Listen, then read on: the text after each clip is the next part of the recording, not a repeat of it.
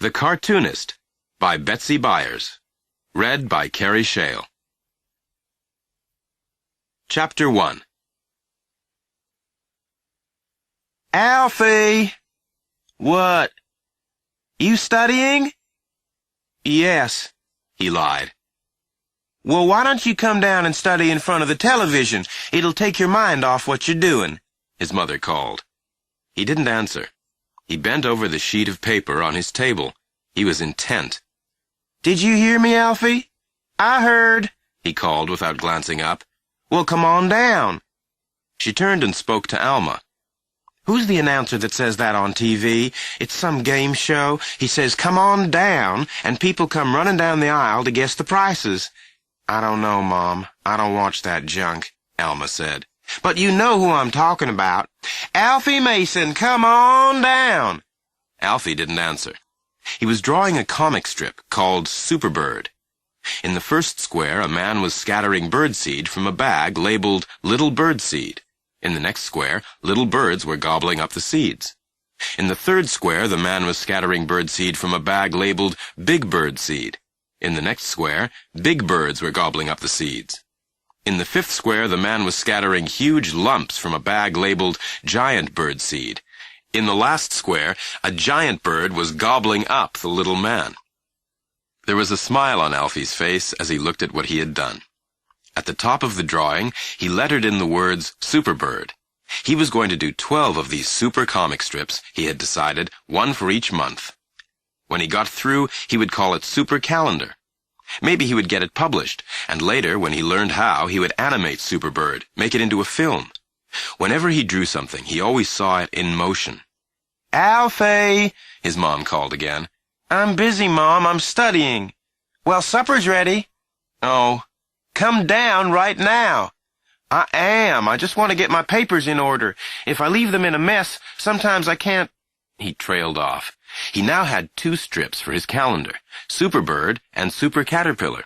He didn't know which he liked best. He looked from one to the other, comparing them. In the first square of Super Caterpillar, a giant caterpillar was happily eating New York City. In the second square, he was happily eating New York State. In the third, he was happily eating the world. In the last square, he was unhappily falling through space, his stomach a big round ball. Alfie was especially pleased with the expression in Super Caterpillar's eyes as he tumbled helplessly through space. Alfie! His mother called loudly. Alfie knew she was at the foot of the ladder now. She rattled the ladder as if she were trying to shake him down. I'm coming up there to pull you down by the ear if you don't come this minute. I'm coming.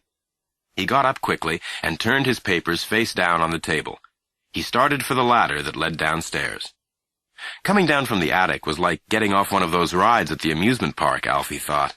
It left him feeling strange, as if he had moved not from one part of the house to another, but from one experience to another, without time to get his balance. Alfie and his family had been living in this house for 7 months, and when Alfie had first seen it, he had thought of that old rhyme about the crooked man who lived in a crooked house. Nothing about this house was straight. It had started as 2 rooms, and then another room had been added. A kitchen had been made from the back porch. The roof was 3 different colors. The doors were crooked, and so were the windows. The floors slanted. If you set a ball on the floor, it would roll to the wall. The house had been built by 3 different men, none of whom had ever had a lesson in carpentry. The only thing Alfie liked about the house was the attic.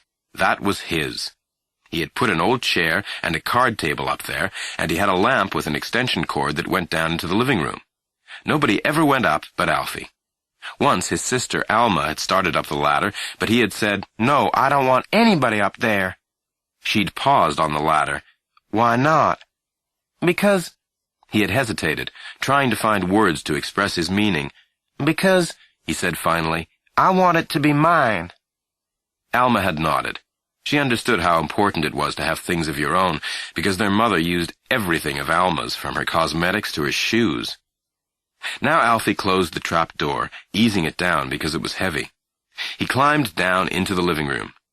I don't know what you do up there, his mom said, watching him. I study. Well, it's not healthy. No windows, no air. I keep expecting you to smother. Mr. Wilkins has an old window in his garage. Maybe I could get him to... I like it the way it is, Alfie said quickly. Well, you ought to be more like Bubba, she said, eyeing him critically. When he was your age, he was outside every day, passing the football, dribbling the basketball, stealing a baseball, Alma added. His mother ignored Alma. You're never going to be on a team. That's true, he said. But, Alfie, everybody wants to be on a team. She broke off, then said tiredly, Now where's Pap? Get him, Alfie. Tell him supper's ready, but don't tell him it's Sloppy Joe's or he won't come. Alfie went out the back door. He knew his grandfather would be sitting in the yard, reading yesterday's newspaper. Supper's ready, he said to his grandfather's back. His grandfather was hunched over the paper, muttering to himself as he read. Look at that, will you? Alfie knew he wasn't expected to look, just listen. He leaned against the side of the door. What's happened? He asked. The President of the United States, Pap said, his voice heavy with disgust, has give away 20 million bushels of grain to the Russians. He didn't give them to 'em, Pap. As good as, and you know who's going to pay, don't you? He looked around, his heavy brows drawn low over his eyes. Then his brows jumped up, as if they were on strings. You and me. Yeah, Alfie said. His grandfather turned back to the newspaper, looking for something else that would irritate him. Here, he said, finding something. He circled the important articles with a yellow magic marker. Listen here, the State Highway Department is going busted. They're going to be $6 million in debt by the end of the year if the state Senate don't bail them out. Pap, supper's ready, he said quietly. And you know who's really going to bail them out, don't you? You and me. Yeah, you and me, who don't even own a car. He snapped the newspaper back into place. Yeah, I built me a car when I wasn't much older than you. Did I ever tell you about it? Yes. Stole all the parts. It never cost me a cent. It wouldn't run, though. I had one ride in it, best car ride I ever had. My brothers pushed me down the road in it, see, hoping it would start up when it got rolling. We lived at the top of a steep hill in those days, and it got rolling all right. Oh, did it roll! It didn't start, though. Pap ignored him. Wind was whipping back my hair. I didn't put no windshield in the car. Yeah, I can still feel it. And my brothers was yelling and hanging on. They jumped on as soon as I got going. My brother Alvin was lying on the hood, and I was steering. Yeah, I felt as good as if I was at the Indy 500. That was some ride. His grandfather sat staring into space, remembering. Are you two coming to supper or not? His mother said. She was standing just inside the screen door. We're coming, Alfie said. Come on, Pap. Slowly his grandfather got to his feet. You steal me enough parts, and I'll make you a car. Yeah, I can do it. We could coast down the hill on it anyways. It would be something to do. I don't want to make a car. If you'd been on that ride with me, you'd want to. Maybe. I didn't want to do nothing else for the longest time. When you find something you like to do, well, then you want to keep on doing it. Alfie thought of his drawings upstairs. That's true, he said. I wish we still had the wrecking business, Pap said sorrowfully. Maybe you and me can get it going again. Just one or two good wrecked cars, and He's going to be a football player, his mom said behind them. The three of them stood without moving for a moment. Alfie looked down at his feet. His feet turned in. When he was just beginning to walk, a neighbor had told his mother that if she put his shoes on the wrong feet, his feet would turn out. His earliest memories were of women stopping his mother in the A&P and saying, "Did you know your little boy's got his shoes on the wrong feet?" He used to stand with his legs crossed so that his shoes would look like everybody else's. Now he tried to imagine his turned-in feet in football shoes, waiting on AstroTurf for the kickoff. He glanced back at his mom. She had a pleasant look on her face. She was in the stands again, cheering for Alfie as she had once cheered for Bubba. She was wearing her good-luck pantsuit and holding her good-luck monkey's paw. She would turn around from time to brag to people, "My boy's number 28, the quarterback." "The one with the turned-in feet?" they'd ask, leaning forward over their pom-poms. Smiling a little, Alfie glanced down at his grandfather. He was still going down the hill in his make-do car with his brothers hanging off like monkeys. His face looked younger, less lined, shoved forward slightly to meet the wind. "Well, let's eat. I got a lot of studying to do after supper," Alfie said. Studying these days meant drawing comic strips. His grandfather blinked. Alfie could see he was back in the yard again, abruptly, old and disgruntled by yesterday's news. He put the paper in his chair and lumbered to the porch. As he entered the kitchen and saw the sloppy joes on the table, he let out a groan that seemed to come from the depths of his stomach. "Now, Pap," Alfie's mother said soothingly, "sloppy joes are good for you. They build up your blood." "Yeah, ain't no need building up an old man's blood," Pap said. He sat and shoved his paper napkin angrily in the collar of his shirt. "An old man's blood gets too strong, his veins'll give way. His veins get too strong, his skin'll give way. His skin gets too strong, his mouth'll give way." "I guess that's the only way we'll get any peace around here," Alfie's mother snapped. "Pass the sloppy joes, Alma." Chapter 2. Alfie climbed up to the attic again after supper. His mother was hooting at a fat man on Let's Make a Deal who had on a gigantic baby diaper. "And look, he's got a pacifier and everything. Come look at this fool, Alma." "Oh, Mom, those people are disgusting." "Pap, you want to see something funny?" Pap didn't answer.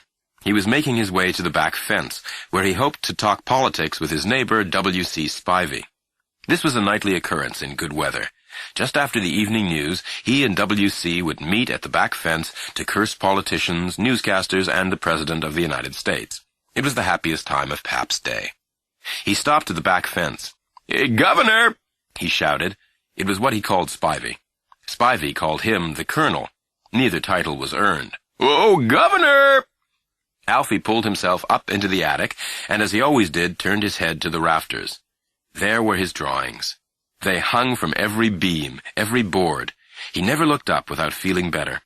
No matter how low he was, looking up at his drawings always made his spirits rise. He eased into his chair and turned over his papers. He looked at Super Caterpillar and Super Bird to see if they were as good as he remembered. He smiled. They were.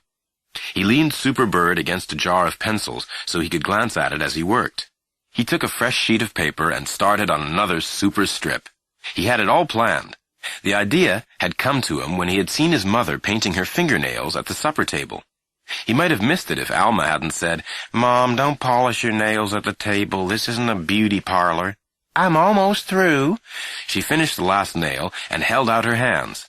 "How's that? It's a new shade called Tahiti Pearl." "I know it's a new shade. I bought it," Alma said. She glanced at her mother critically.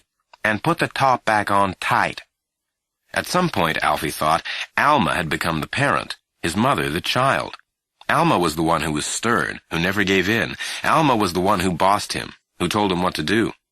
It was the pearl nail polish that gave Alfie his idea. In the first square, a girl would be painting her fingernails pearl. In the second, she would be painting her hands pearl. In the third, she would be painting her arms pearl. In the fourth, she would be painting her whole self pearl.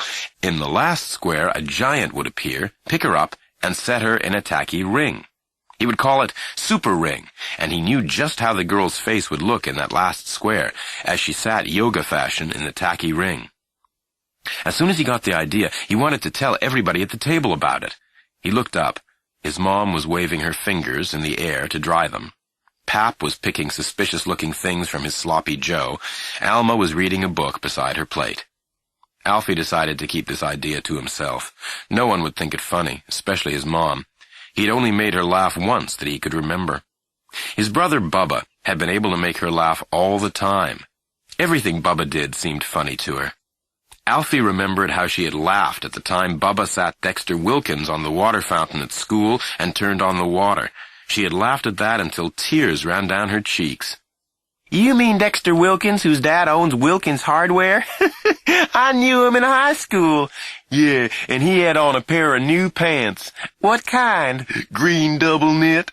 At that, his mother had leaned back on the sofa, holding her sides, laughing as if she would never stop. Even the fact that she had to go to the principal's office with Bubba the next day had not dimmed her enjoyment.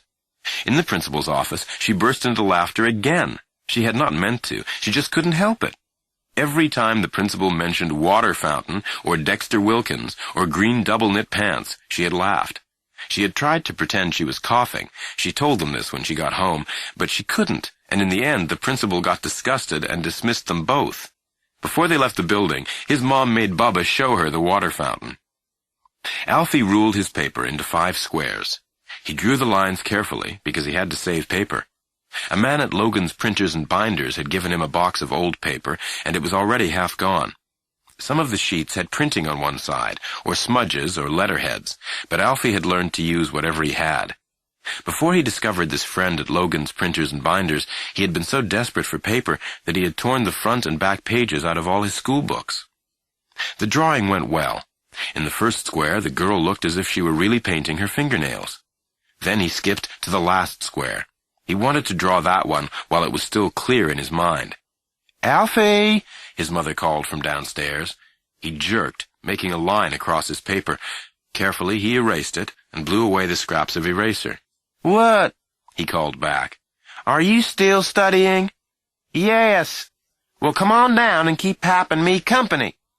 "I will in a minute." He bent back over his work. His pale, straight hair fell over his forehead.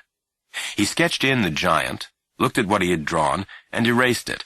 The card table wobbled every time he erased. He wiped the scraps away. He tried again, erased that. He grimaced as he regarded his work. His mother had broken his concentration. He twirled the pencil, baton-like, in his fingers. His thin fingers handled the pencil skillfully, and he began to draw again. He sketched lightly this time. "Alfie! In a minute! Right now!" Suddenly the light went out in the attic. Alfie knew what had happened. His mother had pulled the extension cord out of the wall below. "Mom!" he protested. "Well, I want you to come down here," she said. "Mom, plug my light back in." Silence. Alfie sat in the dark. A patch of light slanted up from the living room. "Mom, plug my light back in," he said in a sterner voice. He sounded like Alma. "You want me to fail science? I'll give you—" She paused. 5 more minutes. No, I'll give you till the next commercial." His mom didn't have a watch. She told time by television. 10 minutes, he bargained. Silence. He waited in the darkness. "All right," he sighed, "till the next commercial." The light went on, and Alfie began to draw with renewed intensity, but he was in a hurry now, trying to finish before the next commercial, and when he tried too hard, he never did anything right. He drew the giant's face. It looked distorted. The giant's nose looked like a 3-leaf clover. He erased it. The last square was getting a gray, used look. "I'll have to do this whole thing over," he muttered. Below, he heard the strains of a Diet Pepsi commercial. Abruptly, his mom turned the volume up so he couldn't miss it. The lights in the attic went off and on, off and on. "I'm coming," he said. He turned his paper face down on the table. He got up. To lift his spirits, he held Superbird to the light and looked at it one more time. Then he glanced up at the ceiling where his drawings hung. He began to climb down the ladder. "Well, it's about time," his mother said. She turned down the television. "And I hope you're going to be better company than Pap." She crossed to the overstuffed sofa and sat. Pap was sitting in a straight-backed chair. He looked and was unhappy. He had not been able to discuss politics with the governor because the governor's wife, Bina, had a sinus headache. He sighed with discontent and indigestion.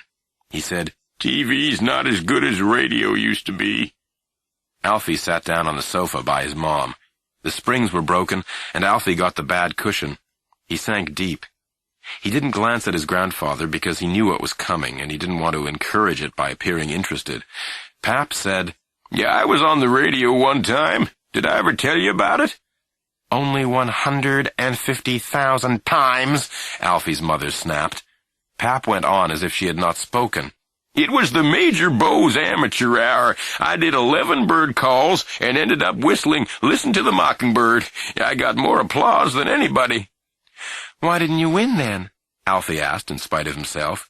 "Because a little girl that looked like Shirley Temple did a toe tap to God Bless America.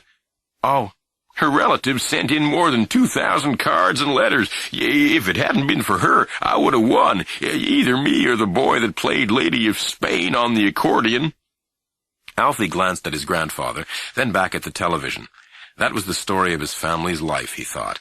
Almost winning the amateur hour, Bubba almost getting a football scholarship to WVU, his mom almost getting the job at Moore's jewelry store. Alfie wanted to be different. He wanted to be more than almost. Let me see if I can still remember some of my bird calls, Pap said thoughtfully.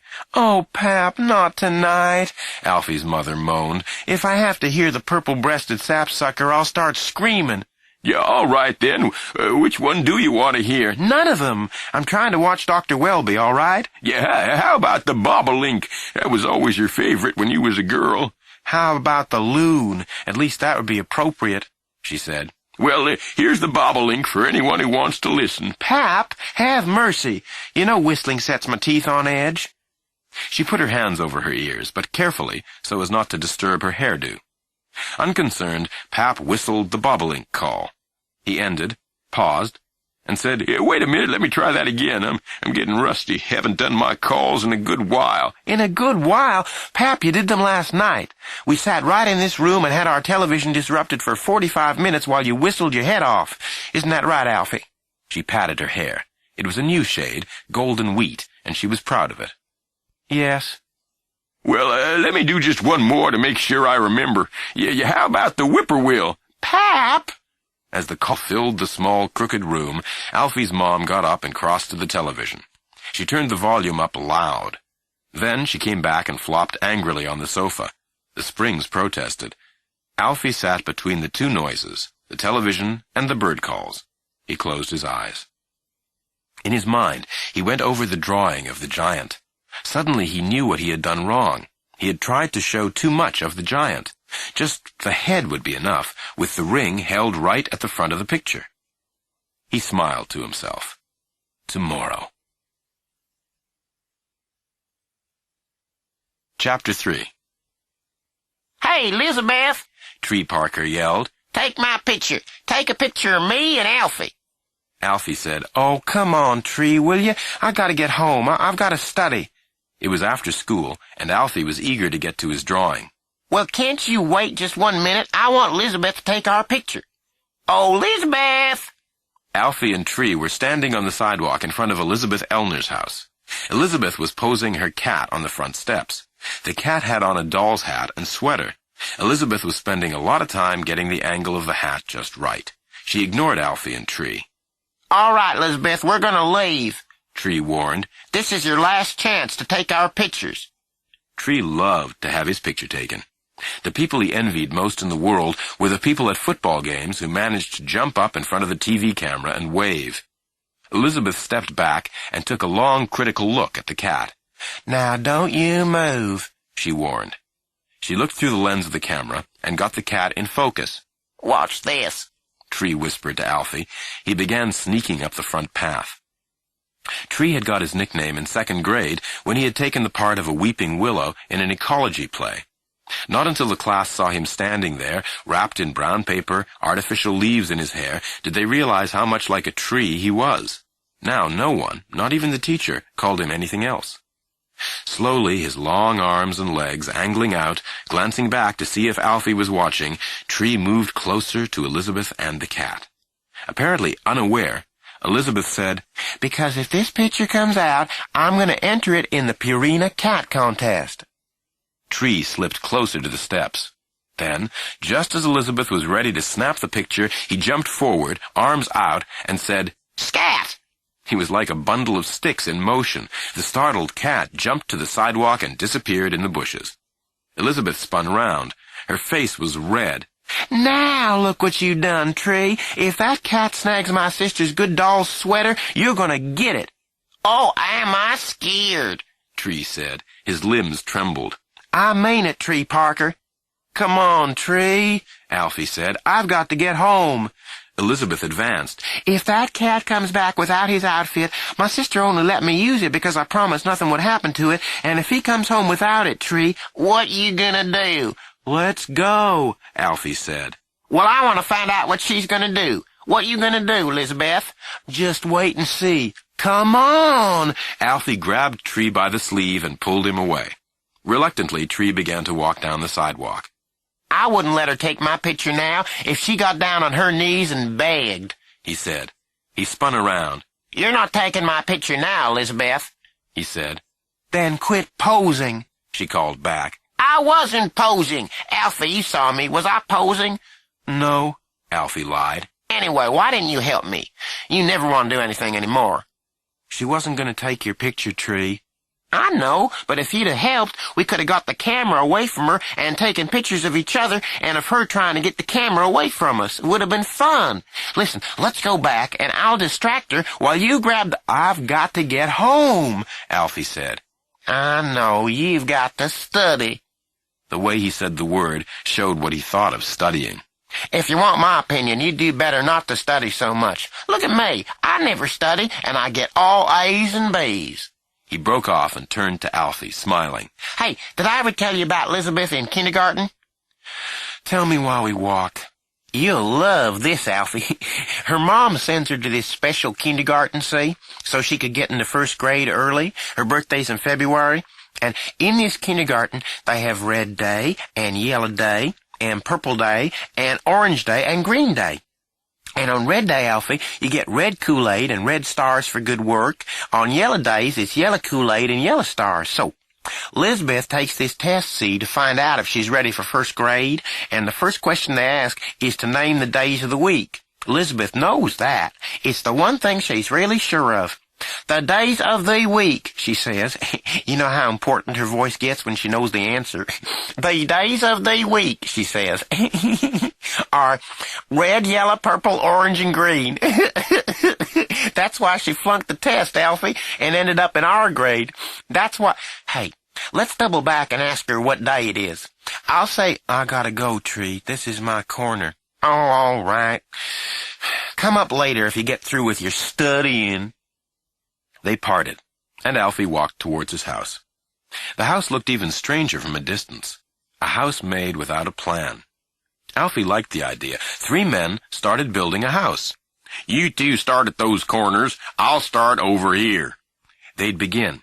They'd hammer and saw and raise beams and lay bricks, and when they finally met in the center, they'd step back to admire their work. Their mouths would fall open in surprise. Hey, are we building the same house? "I'm working on the Mason house." I'm on the Kovac job. "Well, I'm doing the new Pizza Hut." They'd consult their blueprints. No wonder it looks so weird, they'd say, and leave, dragging their tools behind them. If that don't beat all. It would make a nice animated cartoon, Alfie thought. Someday he'd do it. He glanced down at his turned-in feet. His shoes were eating his socks as he walked.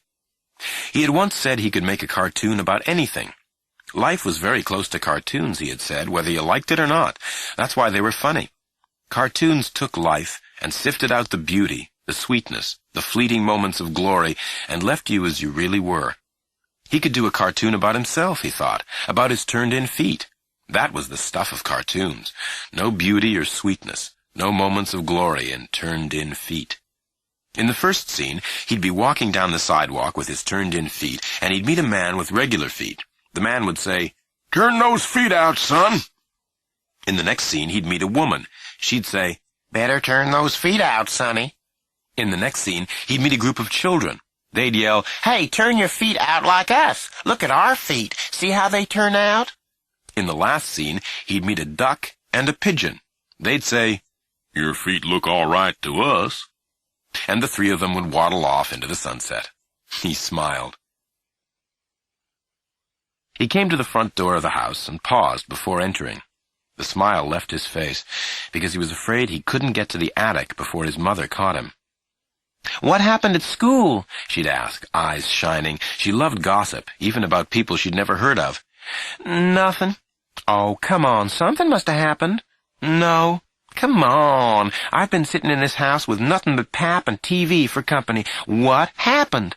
Sometimes she would make him tell her at least one thing before he could go to the attic. "Well, we had a substitute teacher in World Studies." He opened the front door quietly. There was no one in the living room, but he could hear the rattle of dishes in the kitchen. Quickly, silently, he climbed the ladder and pushed open the trap door. The warm attic air felt good against his face. He thought of this door as an escape hatch, like the kind they had on a submarine. Long ago, when his father was alive, he had felt like this about the junkyard. His father, starting from nothing, had built up a wrecking business. He called himself the Wreck King of West Virginia. His junkyard covered 7 acres. On top of the concrete building where his father conducted business was a huge crown made of hubcaps. To Alfie, the junkyard had been as good as Disneyland. Car after car, some brand new, some rusted and old, an ocean of cars that would never move again. To crawl into those cars, to work controls, to sit and dream was as good as a ride on a roller coaster. Alfie especially liked the old Dodge sedan, because every window in it was cracked and splintered, so that if you sat there when the sun shone through, it was as beautiful as being in church. And the Chrysler Imperial, its windows had a smoky distortion, so that, beyond, figures seemed to float through the junkyard like spirits through the cemetery. His last memory of the junkyard still hurt him. It was the day the yard was sold at auction. Alfie had sat on a wrecked Ford pickup truck, on the fender, where a dent made a perfect seat, and had watched the junkyard go to a man named Harvey Sweet. For a long time after that, Alfie had been as lost as a bird without a nest. Then he had found this attic. Suddenly he heard his mother's voice in the kitchen. She was complaining to Pap. Oh, I wish Bubba was here, don't you, Pap? What? Don't you miss him? Who? Pap, put down that paper. Alfie heard her crumple it. I'm talking about Bubba. Now, don't you miss Bubba? No. Well, don't you ever miss anything? She asked in exasperation. He took the question seriously. I miss the junkyard, he said after a moment. Slowly, Alfie let the trap door close. He knew what Pap meant about missing the junkyard. It was possible to miss a place more than a person, if the place was where you felt at home. And Pap had been more at home sitting on an old Coca-Cola crate in the shade of the hubcap crown than he had ever felt in his chair in front of the television. He also understood why Pap did not miss Bubba.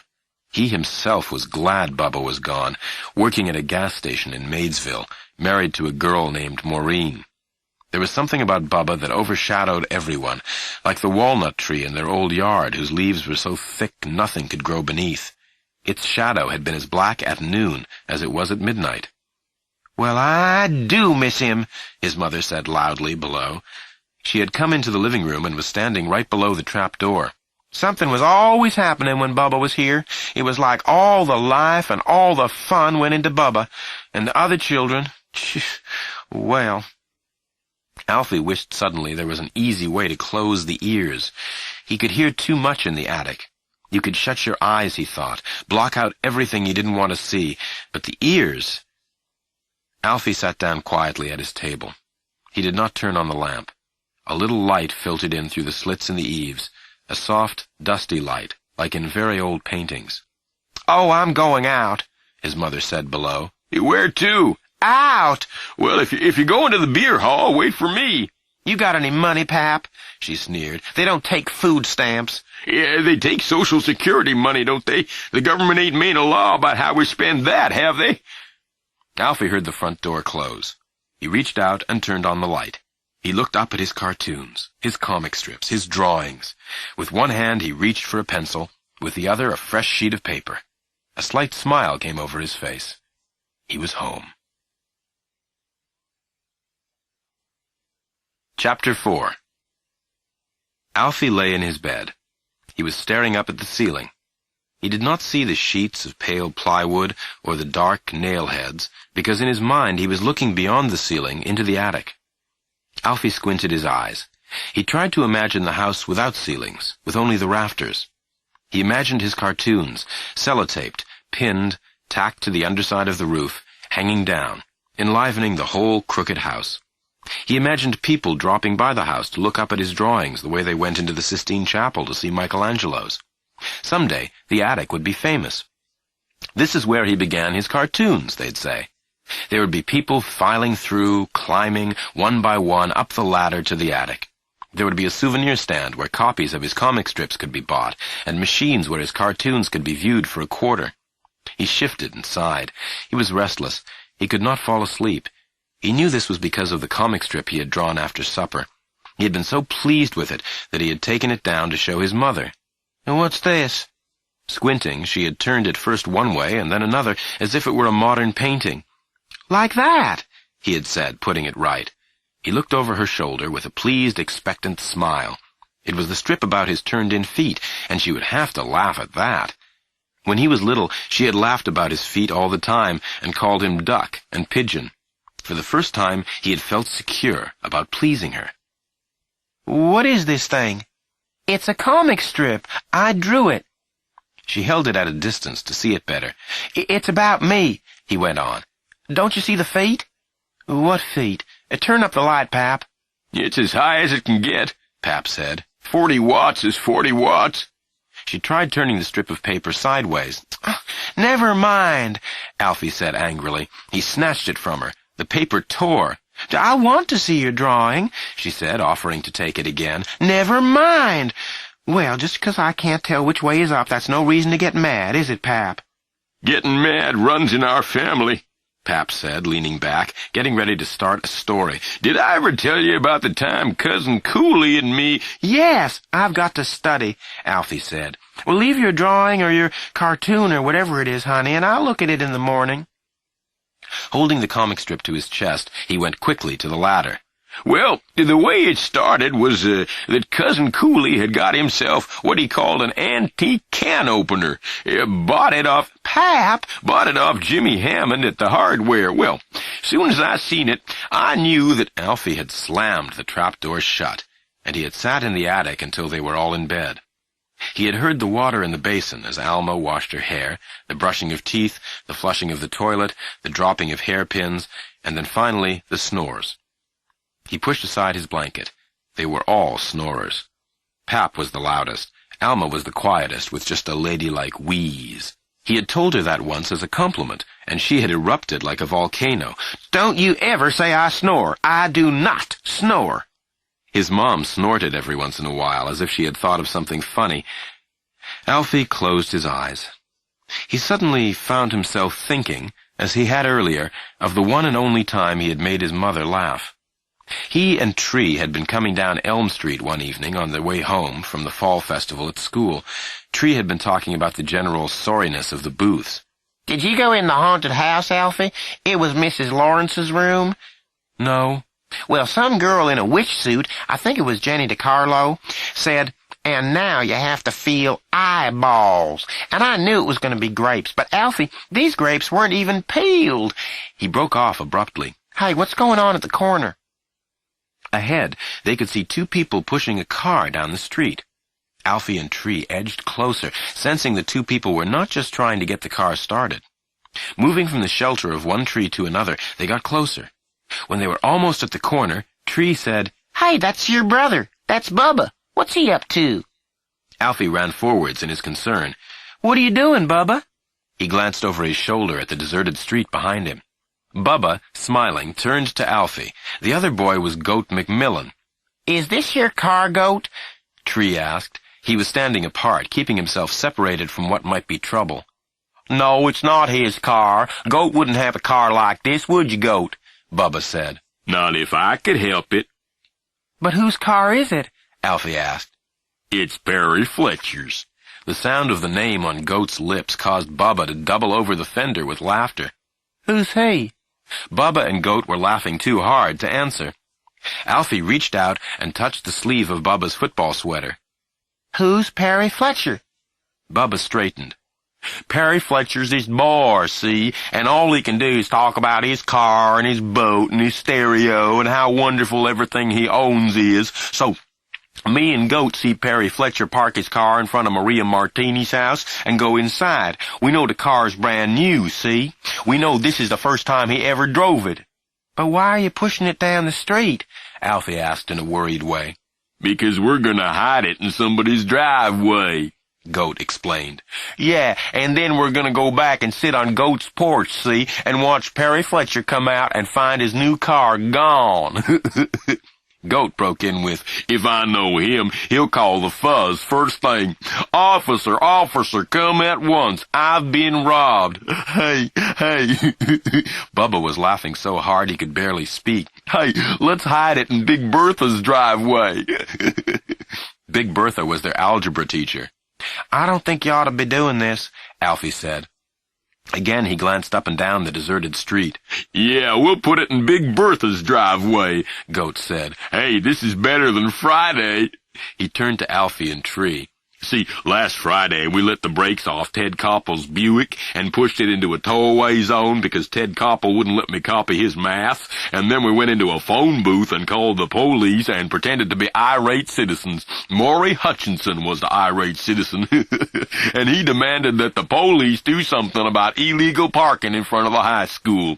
10 minutes later, Brandt's tow truck arrived. It made my day. I gotta go, Tree said. Me too, Alfie said. They turned together and began running up Elm Street. Wait, you can help us, Bubba called. Yeah, Alfie, we may need help getting up Big Bertha's driveway. At the top of the hill, Alfie and Tree separated without a word. Alfie cut through the park. The swings were moving slightly in the wind from the river. He ran around them. He stumbled over his feet and fell. On his knees in the dust by the swings, he remembered that when Bubba had played in this park, he could swing higher than anybody. And at the peak of his swing, he could slide off the seat, easy as grease, fall through the air, and land cat-like on his feet. Another boy who tried it landed so hard in a stoop that he had bitten a piece out of his knee. Alfie got to his feet.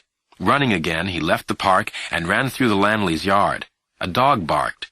He entered the apartment building where they lived at the time. He looked so wild as he entered that his mother asked him what was wrong. Gasping for breath, he broke into the story of Bubba and Perry Fletcher's car. Halfway through the story, he faltered. He realized his mom would be furious with Bubba. She would probably throw on her coat and go looking for him. Bubba would never forgive him. Instead, he saw that his mother was beginning to laugh. He hesitated, puzzled. But, Mom, this could be car theft. Not if he doesn't get in the car, she said. Anyway, go on. She reached forward and turned off I Love Lucy so she could get a real laugh. Now start from the beginning and tell me every detail. Her eyes were shining. Don't leave out a thing. He told it again, slower, standing as rigid as if he were in front of his class giving a report. She laughed so hard at the second telling that she had to have a tissue. When she dried her eyes, calm at last, she said, Do me a favor. All right. Don't let Bubba know you told me. All right. I want to hear him tell it, too. Can't you just imagine them sitting on Goat's porch? Can't you just imagine the expression on Perry Fletcher's face when he... Oh, hey, get me Bubba's annual. I want to see what he looks like. The picture of Perry Fletcher in the annual set her laughing again. I knew he'd look like that. He's the only boy on this page who's got a tie on. Alfie shifted in his bed again. On the ceiling, the lights of a car passing on the street below reflected, moved, disappeared. In the next room, his mother snorted in her sleep. Maybe he could do a cartoon about it, Alfie thought. That was what artists were supposed to do, turn life's painful experiences into art. He imagined two boys pushing a car down the street. It was too real. He imagined an old man and a woman pushing a funny-looking car down the road. Now that was better. They would be hot and sweaty. The old woman's hair would be flying out from her head. The old man's shirt sleeves would be rolled up. The old woman would be snapping at the man. Sure, you invented the car. I want to know when you're going to invent the engine. Maybe his mother would laugh at that, but he didn't think so. Planning a better cartoon, he fell asleep. Chapter 5. At his school desk, Alfie was drawing a comic strip about a dog. The rest of the class was working on maths problems. Alfie had the idea for his strip that morning during breakfast. Alma was talking about an article she'd read. It said you shouldn't buy this kind of cereal, Mom. Why not? Because it's got additives in it. Look on the box. Artificial coloring, artificial flavoring. Just read what we're eating. Pap said, "It's better than hot dogs. There's rat hairs in them." Not at the table, please, Pap, Alfie's mother said. "And where there's rat hairs, there's probably rat Pap, droppings." Pap! Let me buy the cereal from now on, all right, Mom? Alma said, getting up from the table. Alfie was dipping his spoon into his soggy cereal, thinking up a comic strip about artificial flavoring. Alfie, are you going to sit there all morning, or are you going to school? His mom said finally. Don't bother me right now. Well, you're lucky to have somewhere to go, isn't he, Pap? Don't you wish you could go to school? No. Now Alfie had finished his comic strip. He had intended that as soon as he finished, he would begin work on his maths problems, but now he sat admiring his work. His maths was forgotten. In the first square, a large dog was reading the label on a can of dog food. Artificial flavoring. In the second square, the dog was reading the label on a box of dog biscuits. Artificial coloring. In the third square, the dog was reading the label on a dog collar. Artificial fibers. In the fourth square, he was howling, "Is everything artificial these days?" In the last square, a little sign comes up from the dog's fur. Fleas are still real? Alfie was very pleased with it. He wanted to take it up immediately and show it to his teacher, but she would know that he had done it during maths. All right, the teacher said. Time's up. Change papers with your partners and we'll check our work. Alfie looked up, startled. He glanced at Tree. Dutifully, Tree was holding out his paper to Alfie. Go easy, he said. He waited a minute with his hand outstretched, and then he said, Come on, give me your paper. He snapped his fingers with impatience. I didn't do mine, Alfie whispered back, hiding his comic strip under his notebook. Why not? I just didn't. But then I don't have anything to check. Tree complained. He was upset. He loved to grade papers. It gave him a feeling of power. Grading papers made him want to become a teacher when he grew up. What's wrong back there, Tree? Mrs. Steinhardt asked. Nothing. Alfie, anything wrong? No. All right, then. We'll go over the first problem. Mrs. Steinhardt began to put the problem on the board. All the class bent over their papers. Tree leaned forward, too, hunched miserably over his bare desk. He shot Alfie a resentful look. Alfie did not glance at him. He was going over Tree's first problem. Tree punched Alfie to get his attention. Then he acted out the difficulty of grading an invisible paper. Tree? Mrs. Steinhardt called. He looked up. Is anything wrong? What could be wrong, Mrs. Steinhardt? This is what he always said when something was wrong, that he was not free to discuss. He had got this from his sister, who had got it from soap operas. Whose paper are you grading? Tree looked down at his bare desk, the pencil in his hand. He sighed. Alfie's? Bring it up here, please. Tree's mouth fell open. He stared down at his desk. Finally, he looked up at Mrs. Steinhardt. I can't find his paper, Mrs. Steinhardt. That's what we were muttering about. Alfie cleared his throat. The reason he can't find my paper, Mrs. Steinhardt, is because I didn't do it. My mind was on something else. Oh. There was a pause, and then Mrs. Steinhardt said, Well, then we'll continue without Alfie. Tree, give your paper to Maurice, and you can grade Elizabeth's paper. Tree's face lit up with delight. Yes, ma'am. He snatched his paper from Alfie and made the exchange. He took Elizabeth's paper with a flourish. Revenge, he whispered happily. He pantomimed making big X's beside every one of her problems. Is she going to be sorry she didn't take our picture yesterday? Alfie sat without moving.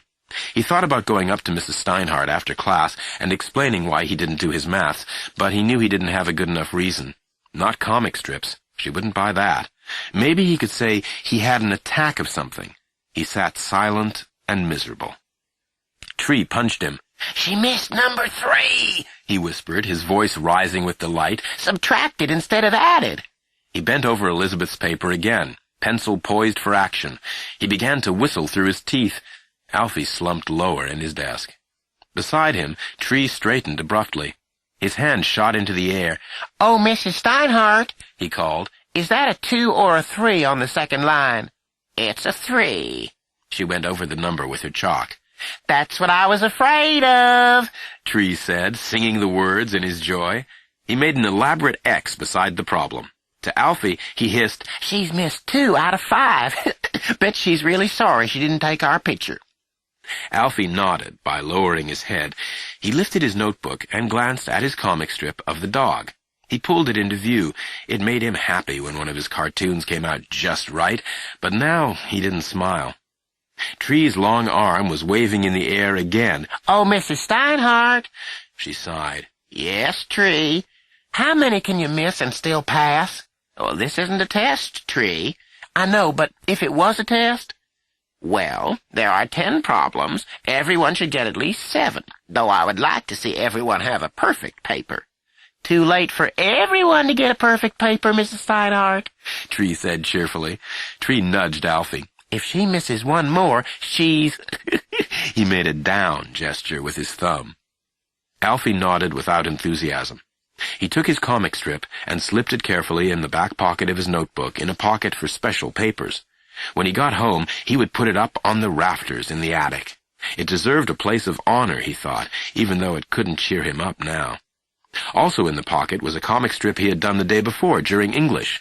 He pulled it out and looked at it. Super Giant. In the first square, the giant was destroying a forest, ripping trees from the earth, crying, "I love violence." In the second square, the giant was destroying a village. "I love violence." In the third square, the giant was destroying a farm. "I love violence." In the last square, the giant was flattened on the ground, being attacked by the villagers, the farm people, and the forest animals. He was saying, "It's things like this that take the fun out of violence." The strip hadn't come out the way Alfie had wanted it to, and although he had spent most of English and science trying to correct it, he had not succeeded.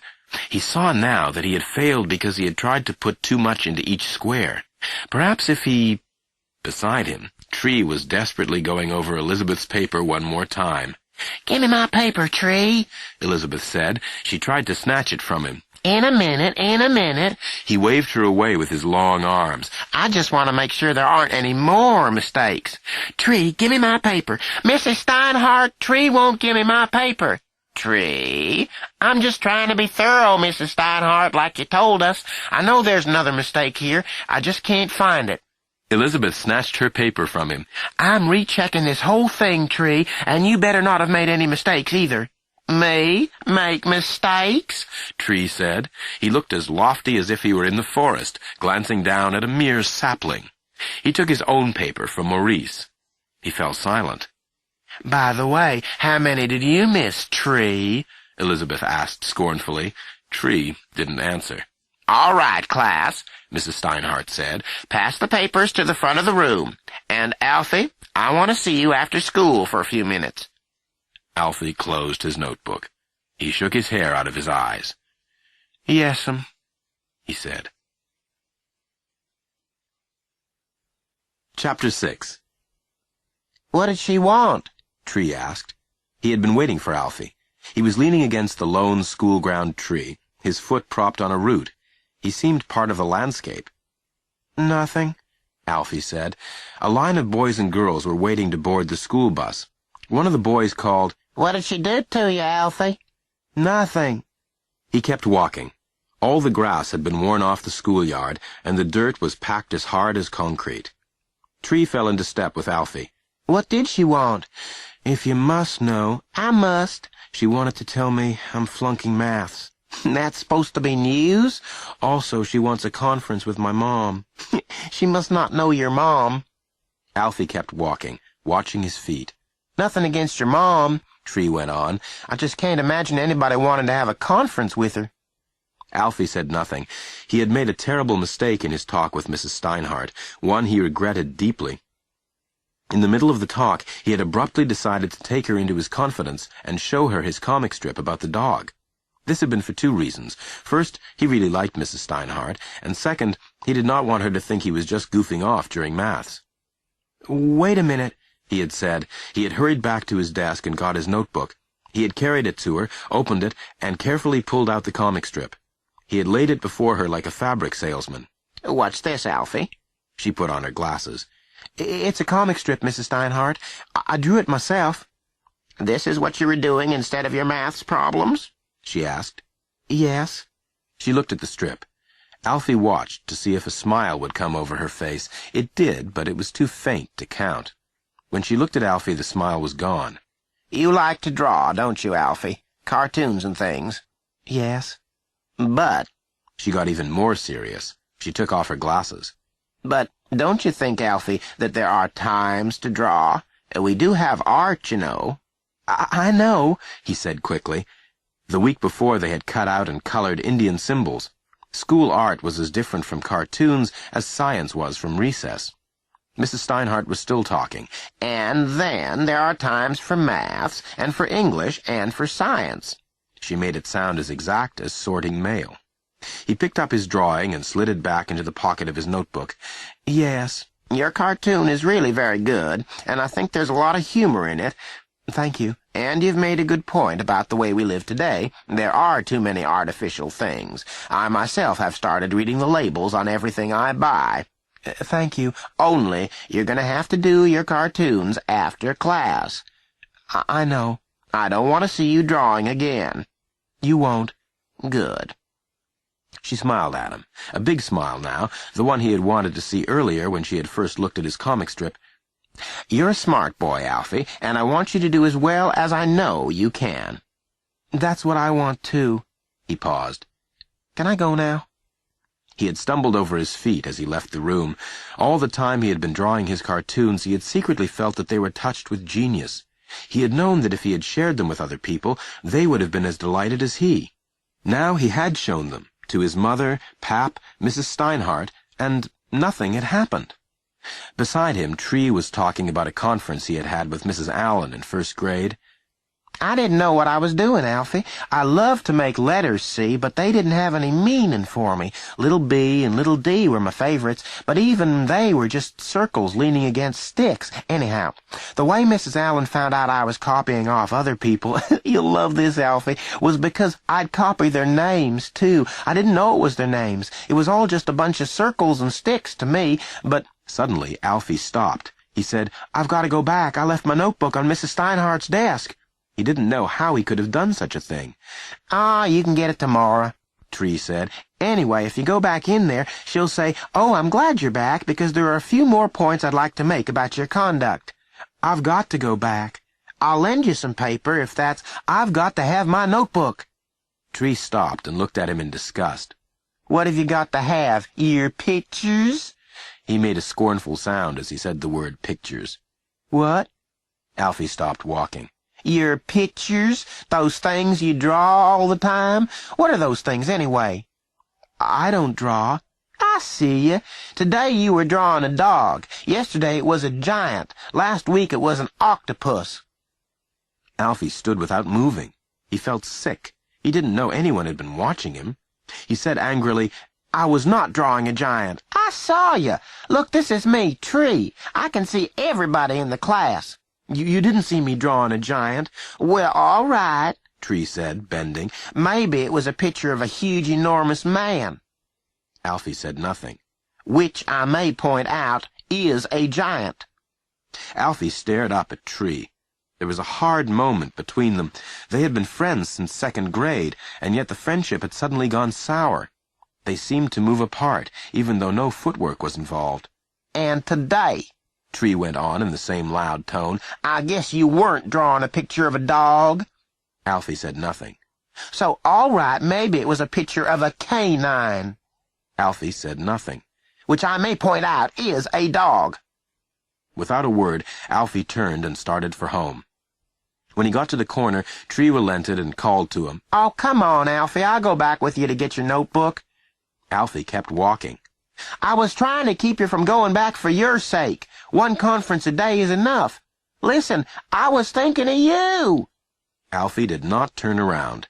He kept walking at the same pace, like a robot. There was a silence. Alfie was almost to the next block when Tree called, All right, be that way.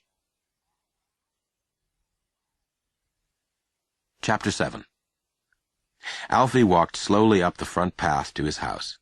He stopped at the steps because he could hear his mother and Pap arguing in the living room. He knew there was no way he could get to the attic without being drawn into the fight. Well, I'll tell you what you can do, Pap was saying in a hurt, angry voice. Just get rid of me. That's what you're driving at. Send me to the poorhouse. They don't have a poorhouse anymore, and you know it. The government's even took that away from us, Pap said. He was mournful now. Alfie stood with his toes touching the bottom step. He looked down at his turned-in feet. Well, then send me to the nursing home for Christian gentlemen, Pap said. Woo! You think they'd have you? His mom snapped. You do not quite qualify. Besides, that place costs over $200 a month. Well, what do you want me to do then? Just disappear? You want me to go off like some old tired elephant to the burial ground and... Pap, don't start in on the old elephant routine now. I just can't take it. His mother's tone changed abruptly. All I want you to do, she went on slowly, is to help me. She was wheedling now, trying to get Pap in a good mood. I ain't cutting no hole in no wall. Aw, Pap. Alfie sat down on the steps. He looked at the ground. All the other houses they had lived in had had bushes by the door, hiding places. On 10th Street, there had been a regular tunnel behind the shrubbery. Alfie could duck through the low branches at the front door and come out by the back door without anybody seeing him. He missed that now. He would have liked some place to crawl into, a place to wait out the storm. His mother was saying, You just don't know how important this is to me, Pap. Her voice sounded louder. Alfie imagined that she was close to the window now, perhaps ready to look out and see him sitting there. Well, here's Alfie, she'd cry. We'll let him decide. She loved to have a referee. Alfie got up quickly and ran down the dirt path to the street. He hesitated a moment and then turned towards town. He had no plan, but as he walked, it occurred to him that this would be a good time to check with Logan's printers and binders to see if they had any more scrap paper for him. The thought made the air feel suddenly fresh and good again. He breathed deeply. His shoulders relaxed. A box of new paper, all different sizes and kinds, some sheets thin enough to trace through, others thick as cardboard. That was all he needed to bring back his good feeling. He imagined himself in the attic, sorting out the paper, putting it into piles, cutting off the letterheads and smudges. He began to walk faster. He remembered that the man had promised to save all the scrap paper for him. By now there was probably a mountain of it. He imagined himself falling into the mountain of paper the way farm people fell into haystacks. Hey, Alfie, where are you going? He turned and saw Alma coming down Grant Street. She had a bag of groceries in one arm and a carton of Cokes in the other. Her long hair was tied back with a scarf. I've got to go downtown, he called back. He wished he had thought to borrow a wagon from the little boy next door. He would probably need a truck to carry all the paper they'd saved for him. Did you hear the wonderful news? She called. Alfie could tell from the way she said the word wonderful that the news was very bad indeed. What's happened? He waited, toes touching, while she walked towards him. She set down the Cokes and shifted her bag of groceries to the other arm. Bubba's coming home. What? He leaned forward a little. Bubba, she repeated slowly, our wonderful brother, and Maureen, his wonderful wife, are coming to live with us. But that couldn't be, he sputtered. His words went too fast, like a speeded-up tape recorder. Why would they be coming to live with us? They've got an apartment in Maidesville. Bubba's job is there. He got fired. But how could that happen? What's going on? I thought the man at the gas station really liked Bubba. That's what Mom said. She said the man wanted Bubba to be like a son to him. She said he was going to let Bubba buy into the station. She said Bubba might even inherit the station when the man died. Bubba took one of the cars at the gas station. Borrowed it, he said, because he had to drive over and pick up Maureen at the doctor's office. She's going to have a baby, by the way. That's another wonderful surprise. And coming back to the station in this borrowed car, he ran a stoplight and hit a police car broadside. A police car? Yep, trust Bubba to go for the spectacular. But if he borrowed the car, borrowing without asking, Alfie, is stealing. But how could he do such a thing? With Bubba, it just comes naturally. She sighed. She shifted the groceries again, as if they were getting heavier. Anyway, they're going to live with us until Bubba can find another job, which is not going to be easy. It took him 7 months, if you recall, to get the job in Maidesville, and it was only because of Maureen's dad that he got that. But if he hit a police car, maybe they'll arrest him, Alfie said, speaking in a rush. After all, a crime against a policeman is supposed to be worse than anything. Alma shook her head. All he's charged with is ignoring a stoplight and reckless driving. But he stole the car from the station, didn't he? That's a crime. The owner of the station is covering that up because he doesn't want bad publicity. He says that if Bubba pays for the damage, though what Bubba's going to pay for it with nobody has said, she gave Alfie a hard look, if he got any money, hide it. I haven't. Alma looked past Alfie to the river, where some coal barges were moving slowly. We're never going to be free of Bubba, she said in a low voice. Alfie turned and looked at the barges, too. He felt close to Alma for the first time in years. It was like on the Titanic, he thought, or the Hindenburg, where perfect strangers suddenly became best friends. Mutual tragedy did bring people closer together. He reached out to take her groceries. Well, I've got to get home, she said, moving away before he could do it. Suddenly, Alfie's mind turned to the crooked house. The 2 bedrooms, the living room, the bathroom, the kitchen. That's all there was, he thought. The sofa in the living room didn't even make into a bed. But where are they going to sleep? Alfie asked, following her. He went over the sleeping arrangements. He and Pap shared 1 bedroom, Alma and his mother the other. There was no room for Bubba and Maureen. His hopes rose. There's nowhere for them to sleep. Mom's going to fix up the attic. For a moment, he felt as if he had been hit over the head with a hammer. He was paralyzed. The attic? He muttered. Yeah, she's got it all planned. She's getting a window from Mr. Wilkins, and she's talking Pap into cutting a hole in the eaves and installing it, and then she's getting a double bed from Hill's Used Furniture and my dressing table, and— But the attic belongs to me, he stammered for the first time since he was 3. His knees felt weak. In his mind, the attic wavered like a desert mirage. He had once watched an old apartment building on High Street being demolished. A huge ball had pounded into the walls, and they had crumbled. As the dust settled, Alfie could see pieces of people's lives shimmering in the air, the old faded wallpapers they had chosen, the linoleum they had walked on. An old curtain had flapped from a 3rd-story window. Finally, everything had sunk into a mound of dust. His attic crumbled now in the same way, his cartoons fluttering down through the dusty air like autumn leaves. The attic used to be yours, Alma corrected. No, it's mine. As soon as I get home with the cleaning stuff, Mom's going to start on it, and tomorrow, if she can talk Pap into it, the window will be installed, and by noon it'll be Bubba's bedroom. Mom wouldn't do that to me. Alfie, Mom would do anything for Bubba. Haven't you learned that by now? It's my attic. Nothing has ever been yours and mine, Alfie. Not since the day we were born, not if Bubba wanted it. Do you remember the time Mom took my babysitting money to pay Bubba's fine? Well, you probably don't remember because it was 2 years ago, but I'll never forget it. I was saving my money so I could go to Florida with the band, and my bank was almost full.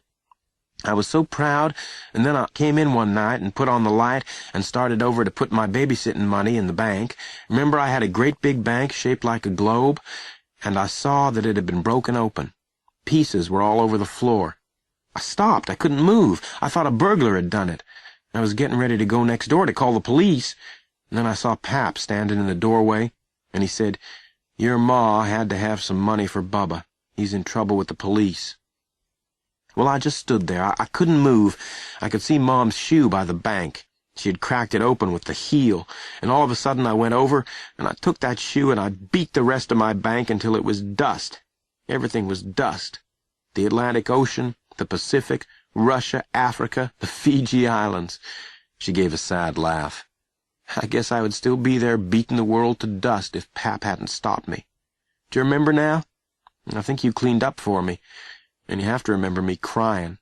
I cried so hard Pap wanted to take me to the university hospital. He thought I was cracking up. She sighed. I guess I was cracking up in a way, because, Alfie, that really was the world to me in those days. They're not taking my attic. His face looked so pale and strained that Alma shifted her groceries to reach out and touch him. "Hey, it's not the end of the world," she said. "It wasn't for me. I admit it took a long time to get over it. I still feel bad about it sometimes, but—" "They're not gonna take my attic." She shook his shoulder gently. "Hey, look, it's—" He glanced at her without seeing her. "Nobody's gonna take my attic." Twisting away from her hand, he turned and began to run for home. "Wait, Alfie," Alma called. "Wait!" Clutching the groceries, she hurried after him. Chapter 8. As he ran past the hunter's house, his mother stuck her head out the door and called to him. "Alfie!" He didn't look at her. "Alfie, stop. Wait a minute. I've got some wonderful news." Alfie kept running. He took the steps in one bound, went down on his knees, got up, lunged for the screen door, pulled himself up by the knob, and entered. It was all in one long, awkward motion. His mother stared after him and called back to Mrs. Hunter, "I'll send Alfie and Pap over for the chest of drawers after supper." She paused to adjust her thong sandal. "And Bubba and Maureen will take real good care of it." Alfie plunged across the living room. He grabbed the ladder as a man being swept away in a flood grabs for a tree. He swayed in the current. Pap loomed up in the kitchen doorway, filling it. He held a coffee mug in one hand, a jelly donut in the other. "Did you hear the news?" He paused to lick some jelly from the side of his thumb. Alfie started up the ladder. He felt the pull of gravity for the first time in his life. His feet were lead. His pants were nailed to the floor. He would never reach the attic. "Bubba's coming home," Pap said. Alfie struggled for the next rung of the ladder. He swayed with the unseen current. He struck his head on the wall. "Bubba and Maureen." Alfie reached up with one shaking hand. He pushed at the trap door. It was heavy. Usually it sprang open at his touch. Now it wouldn't budge. He went up another rung of the ladder. He put his head to it. Goat-like, he began to shove the door open. "I don't mind him coming so much as I do her," Pap said, sitting on the sofa. "I don't know why Bubba had to marry a girl that pops gum all the time." He licked his thumb again. "And she'll leave it anywhere. One time, I found a big wad of bubble gum in my tooth glass. It scared me. I thought my teeth had shriveled."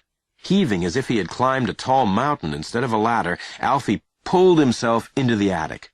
He crawled forward. He let the trapdoor shut behind him. The slam was like a cannon firing, the first shot of a long and difficult war. "Alfie?" He lay stretched out on the dusty attic floor, completely spent. Faintly, he heard his mother call him as she came in the front door. "Alfie, don't go up in the attic. I want to talk to you. I've got some great news." "I done told him the great news," Pap said from the sofa. "And guess what, Pap? Mrs. Hunter's got a chest she's going to let me use. She just covered it with contact paper, red and orange pansies, and it's going to really brighten up the attic. I'm getting so excited. Look at me, Pap. My hands are trembling." In the attic, Alfie's hands were trembling, too. He got slowly to his knees. When he had first started doing his cartoons in the attic, he had worked out a way of locking the trap door so nobody could come up and catch him unaware. Now he took the board and slipped it over the trap door and under the floorboards on either side. "Alfie, what are you doing up there?" his mother called. "Come on down. I want to talk to you." She said to Pap, "Is there any coffee left?" She went into the kitchen. On his knees, Alfie stared blankly at the trap door. The board was in place now. No one could open it. He heard his mother walk back into the living room. "Alfie, do you hear me? Listen, Bubba and Maureen are coming home. They called this morning. It's going to be like old times around here. We're going to make a little apartment up there in the attic." "Alfie?" There was a pause while she blew on her coffee and took a loud sip. She raised her voice. "Alfie, do you hear me? Now listen, you and Pap and Alma are going to have to help me or I'm not going to be able to get everything done." Alfie heard the front door open and shut.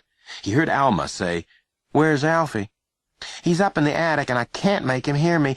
Did you get the 409 cleaner?" "Yes, Mom, but Alfie—" "Because that attic is going to need a real scrubbing, I know it is." "Mom, and I'll need you to fix supper for me. I know you've got to go to work, but Mom, will you listen to me for a minute?" "Not now, Alma. Alfie, will you come down?" "Mom, will you listen to me? Alfie is very upset about this. Upset about what?" "About Bubba coming home and taking his attic." "His attic? Since when has it been his attic? I'm the one who pays the rent." "Mom, the attic has been his ever since we moved in here, and he's got all his stuff up there, and—" "What stuff? I didn't see anything but an old card table and a bunch of papers." "Well, those are his special things, Mom, and—" "All right. He can move them into the bedroom, can't he, Pap?" "Not in my half." "Well, we'll make a space. Anyway, once he realizes Bubba's coming home, why, he worships his brother, Alma. He always has, and he'll have fun helping with the arrangements. He can paint the headboard for me, and—" "Mom, Alfie doesn't even like Bubba, much less worship him." "Alma, that's an awful thing to say." "It's the truth." My half of the room ain't even got room for a postage stamp, Pap said. Pap, will you shut up? And Alma, if I wasn't so busy, I'd give you a good talking to. Alfie has looked up to Bubba all his life. Mom, Alfie does not like Bubba. That is a fact. Here's another fact. I don't like him either. Alma spoke very clearly, pronouncing each word separately so she could not be misunderstood. There was a long pause. You still hold it against Bubba, don't you? His mother said finally, in a low, flat voice. What exactly do you mean? I hold so many things against him, Mom, that I don't know which one you're talking about. I'm talking about the time that I used a tiny little bit of your precious babysitting money to— I don't want to hear about that, Mom. A tiny little bit of your precious money to keep your brother out of trouble. I should have thought you would have been glad to help, but I see that you still begrudge him that money. Mom, I said I don't want to talk about it. It doesn't matter at all to you, his mother went on, that Bubba was just having a little fun after the football game. He won the game for them that night, you know. It was his touchdown that won the game, and afterwards he deserved a little fun. It wasn't a little fun, Pap said. Giovanni don't call the police for a little fun. There was a silence. Alfie rose. His knees cracked as he got to his feet. He could hear his mother set her coffee cup heavily on the TV. He heard her sigh. "All right," she said in a cold, hurt voice. "I will see that your precious money is paid back, Alma, every penny of it.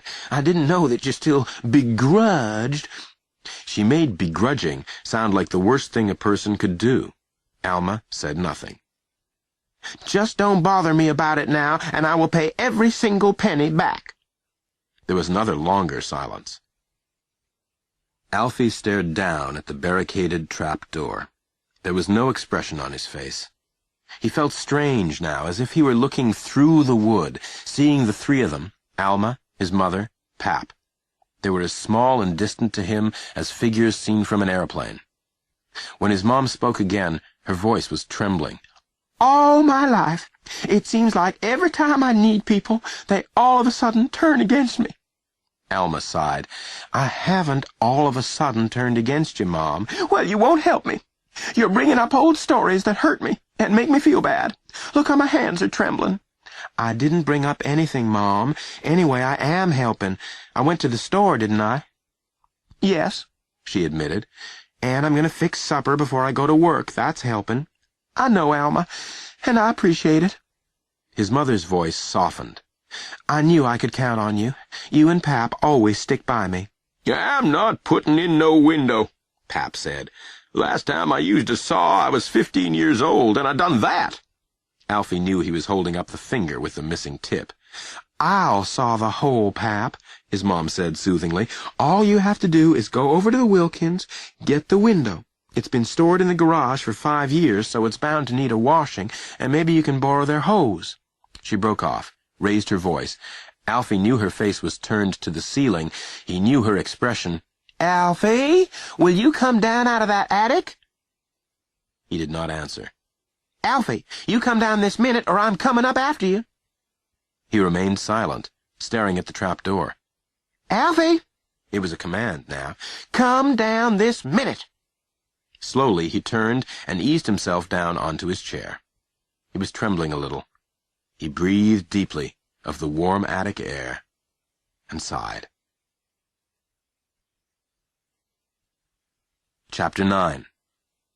Alfie was still sitting in the attic. His arms were stretched out across the table. His hands were flat on the worn plastic top. It was beginning to get dark. Below, the family was in the kitchen, eating supper. "Alfie, you hear me?" his mother had called just before they went in. "Supper's ready. It's on the table." He had not answered. "Alma fixed it, and she's going to be real hurt if you don't come down." "What'd you fix, Alma?" "Liver." "Won't be no additives in that," Pap mumbled.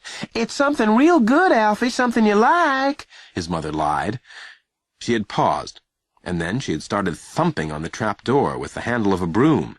It was something she used to do in anger when they were living in an apartment, and the Nolans made too much noise upstairs. Alfie remembered how angry her face had looked when she did it. She had given him 3 more loud thumps with the broom handle, and then abruptly had given up. You try, Pap, she said. Try what? He sounded startled. Getting him down. Well, how am I going to get him down if you can't? You're his mother. You can force the door open, can't you? You do that, and I'll get him down.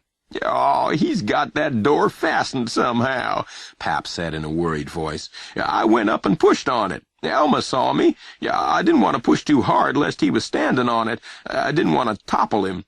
Pap, get up there and force that door open. I don't care if you topple him from here to China. This has gone on long enough. Forcing a door ain't like it is in the movies, Pap warned. Doors don't just spring open with one kick. I had to force a door in a New Orleans hotel one time, and I know me and 2 men worked on that door the best part of 15 minutes. Never did get it open. The bellboy finally had to go in through the transom. And that was a regular door in a wall. How am I going to force a door that's in a ceiling? With your hard head. Abruptly, her tone changed. Oh, I don't care what you force it with, Pap. Just get it open, please. Give him a count of 3, Pap begged, playing for time. He had always believed, Alfie knew, that if you waited long enough, everything would turn out all right by itself. Don't be too hasty was his lifelong motto. Alfie glanced over at the barricaded door. He could imagine Pap standing at the bottom of the ladder, his worn face turned up to the task ahead. In a strained voice, Pap said, Alfie, this is your Pap speaking. Your ma's going to give you a count of 3, and if you come down, why, then everything will be all right. We'll go in the kitchen like nothing happened and enjoy whatever it is Alma's cooked, and not a word will be said about the attic or any locked doors. We'll, Quit stalling, his mother said impatiently. Your ma's gonna count now, Alfie. She'll give you to 3, and if you don't come down, well, then she's gonna make me force the door open. I don't want to. I'm 78 years old, but she's gonna make me. All right, Alfie, your ma's gonna count. Go ahead, Lily, he's ready. 1, his mother began. Alfie could imagine the 2 of them standing together at the foot of the ladder, both faces turned upward. In his mind, they were as unimportant as ants. Pap burst out with, She's counting, Alfie! 2. Alfie turned his head. He stared at the end of the attic, where the window would be if he let them come up and install it. The last of the afternoon sun slanted between the boards. 3. There was a silence, and then his mother snapped, I knew it wouldn't work. Now get up there and open that door. Alfie! Pap called. She's making me come up the ladder. Me, who don't even like to get up on a chair to change a light bulb. Come on down, Alfie, for Pap. There was a creaking noise below as Pap took the first rung of the ladder. I'm coming, he said wearily. It sounded as sad as the beginning of an old spiritual. I'm nothing but an old, tired elephant anyway, who's no more used to— Pap, please don't start on the old tired elephant routine. His mother was all but screaming with frustration and anger. I simply cannot stand it. Just get up there and get that door open. Well, I can't go but 1 rung at a time. You want the door forced open so bad, you come up and do it. I'm 78 years old. All right, Pap. Just get him down at your leisure, his mother said in a voice of forced calm. Take all evening going up the ladder if you want. I'll serve you supper on the ladder. I'll bring your pipe and slippers to the ladder. Only get him down. Pap reached up with one hand and knocked at the trap door. Alfie, you up there? Pap, we know he's up there, his mom said. She was still trying to be patient. We saw him go up there. If I wanted someone to knock politely at the door, I'd have sent for Amy Vanderbilt. Alma, get a crowbar. It's under the sink. I'm not having any part of this, Alma said in a quiet voice. Well, get out of my way then, his mother said. Your ma's gone for the crowbar, Pap said. His mouth was almost touching the side of the trap door. She's going to make me pry it open, Alfie. You might as well come on down. Once I get that crowbar— Alfie glanced at the trap door. The door was an inch thick. It fitted tightly, except for the hole at the side where the light cord went downstairs. Pap, weak as he was, would never work it open. Here, Pap, his mother said. Yeah, I've got the crowbar, Pap said. This is your last chance. There was a silence, while everyone waited without hope for a sound from the attic. Pap sighed heavily. "Well, hold me steady," he said. "Somebody get a grip on my legs. If my feet slip off the rungs, I'm done for. An old elephant with a broke hip ain't, Pap, I warned you. worth much." There were scratching noises at the side of the trap door. "Oh, it won't go in," Pap panted. "The door fits too tight." You aren't trying, Pap. "Well, old arms is old arms. Pap, It's true, and my arms always have trembled when I held them over my head for a long time. That's what kept me out of the army." Pap, you didn't get in the army because you cut your trigger finger off with a saw. Now get that door open. There were more scratching noises at the side of the trap door, feeble sounds as Pap tried to work the crowbar into the wood. "This is hard wood," he complained. "Feels like mahogany." The sound of splintered wood crackled at the door. "There! Well, I done some good." 3 splinters, Pap. Wonderful. "I'm doing what I can. I feel weak, though, and it's not just my arms. Maybe if I had my supper—" All right. His mother gave in with a shout. We'll eat supper. She paused and lifted her head. You hear that, Alfie? We're going in to eat. You stay up there and starve. "He's not gonna starve," Pap said. "He's got crackers up there and peanut butter, Kool-Aid, a regular pantry. He could stay up there a month if he'd a mind to." Well, he's not going to stay up there a month. I guarantee that. I'm getting him down. "How?" Pap lowered his voice, but Alfie could still hear him. "To tell you the truth, Lily, I got as much chance of forcing that door as I have of picking up a mule. They don't retire old people for nothing. I mean, if them people at the plant had thought I was strong enough to force a door, but they didn't. That's why they let me go." One of the reasons. "Anyway, the truth is I'm too old to be forcing doors." All right, then I'll call the fire department. She started into the kitchen. Junior Madison works there, and I went with him in high school. Firemen are used to chopping down doors. And now the house was quiet. The family was eating supper in the kitchen, and here he was at the card table, sitting in the darkness, staring at the end of the room. He had not glanced up once at his cartoons. He couldn't. There are some things in old folk tales and myths, he remembered, that you couldn't look at. If you looked, you would be turned to stone or a pillar of salt. He knew that if he looked up at his cartoons, if he looked at his drawings, pale ghosts of happier days, he would be struck in the same way. When the firemen broke into the attic, they would find him changed to stone or salt, face turned to the ceiling, eyes blank, mouth open a little. He was like that when we found him, Lily, Junior Madison would say.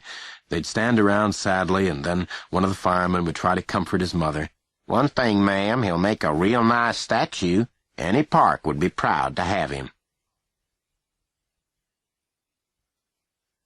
Chapter 10. Your show is on, his mother called to Alfie. the one about international cartoons. It was Alfie's favorite program, but his mother's voice had a flat, hopeless sound as if she knew he would not come down. He did not answer. He had not moved for hours. His face had a hard, set look, like clay. The only change at all in Alfie had come with his mother's threat of the firemen. The more he thought of that, the more trapped he felt. The security of being in his own attic, locked away from the world, had been broken. Firemen could stream in from all directions, he had thought, as the minutes ticked slowly past. They could chop their way through the roof, the eaves, axe down the door. He imagined them swarming into the attic, hale and hearty as hornets in their yellow slickers. This would be the kind of assignment they would really enjoy, he thought. They could practice their techniques without any risk. It was Alma who had saved him. Mom, you are not going to call the fire department, she had said as they came into the living room after supper. Alfie could hear their voices much clearer up here than he had heard them below. Maybe the sound rose like heat. I mean what I'm saying, Mom, Alma said sternly. Alfie has got to come down by himself. It's important. What do you know about it? You've never locked yourself up in the attic. You and Bubba had too much sense for that. No, I've never locked myself in the attic, but there have been other things that I've had to accept and work out for myself, and that's what Alfie's going to have to do. There had been a pause. Alfie sagged a little in his chair. He knew there was no way he could work this out, alone or with the fireman's help. He could never come down the ladder into the harsh light of the living room, no matter what happened. It was impossible. He had gone into the woods, like Hansel, turned, and the breadcrumbs were missing. There was no way back. Maybe when he was very old, he thought, 80 or 90, when there was nothing left of the boy he had been, maybe then he could come down. He would be an old man, straggly beard, long gray hair, as thin as a skeleton, bent with arthritis and malnutrition. He would lift the trapdoor at last, trembling with effort, shaking in every limb, and slowly climb down the ladder. There, in the faded living room, he would discover that his family, Mom, Alma, and Pap, had moved away years ago. A new family lived in the house now, a family who hadn't even known he was up there. He would stand bewildered and lost, blinking in the light, as frightened and confused at seeing the strangers as they were at seeing him. Below, his mother said to Alma, "Yes, but he could be dead up there, Alma, or unconscious. That's why I want to call the fireman." "He's not dead." "Well, sulking then. That's just as bad. Look, I've got to go to work. I'm late as it is, but you are not to call the fire department. I mean that, Mom." "The only reason I'm not calling them," she said, "if you want the truth, is because I do not want Junior Madison, who I went with in high school, to know I have a son who goes around locking himself in attics." She slammed something down on the television. "The last time I saw Junior Madison was at the Morgantown-Fairmont football game, which Bubba won. And Junior Madison told me he knew how proud I must be of Bubba because his son had bad ankles and couldn't even run across the family room." Alfie could hear the music of the international cartoon.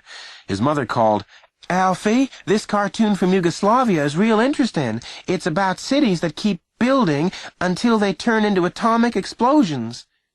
"I don't know why they make cartoons like that," Pap complained. "Atom bombs ain't funny." "It's not supposed to be funny. If you'd listen to what the woman said—" "Well, cartoons is supposed to be funny."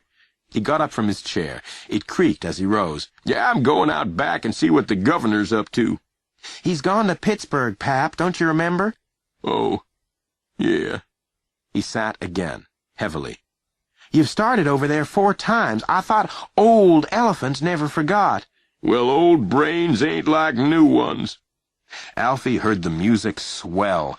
He thought the city must be exploding in the cartoon now, spreading crayon radiation over the land.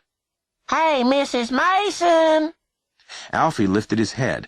It was one of the Finley twins calling his mother from the sidewalk. He recognized the high nasal twang.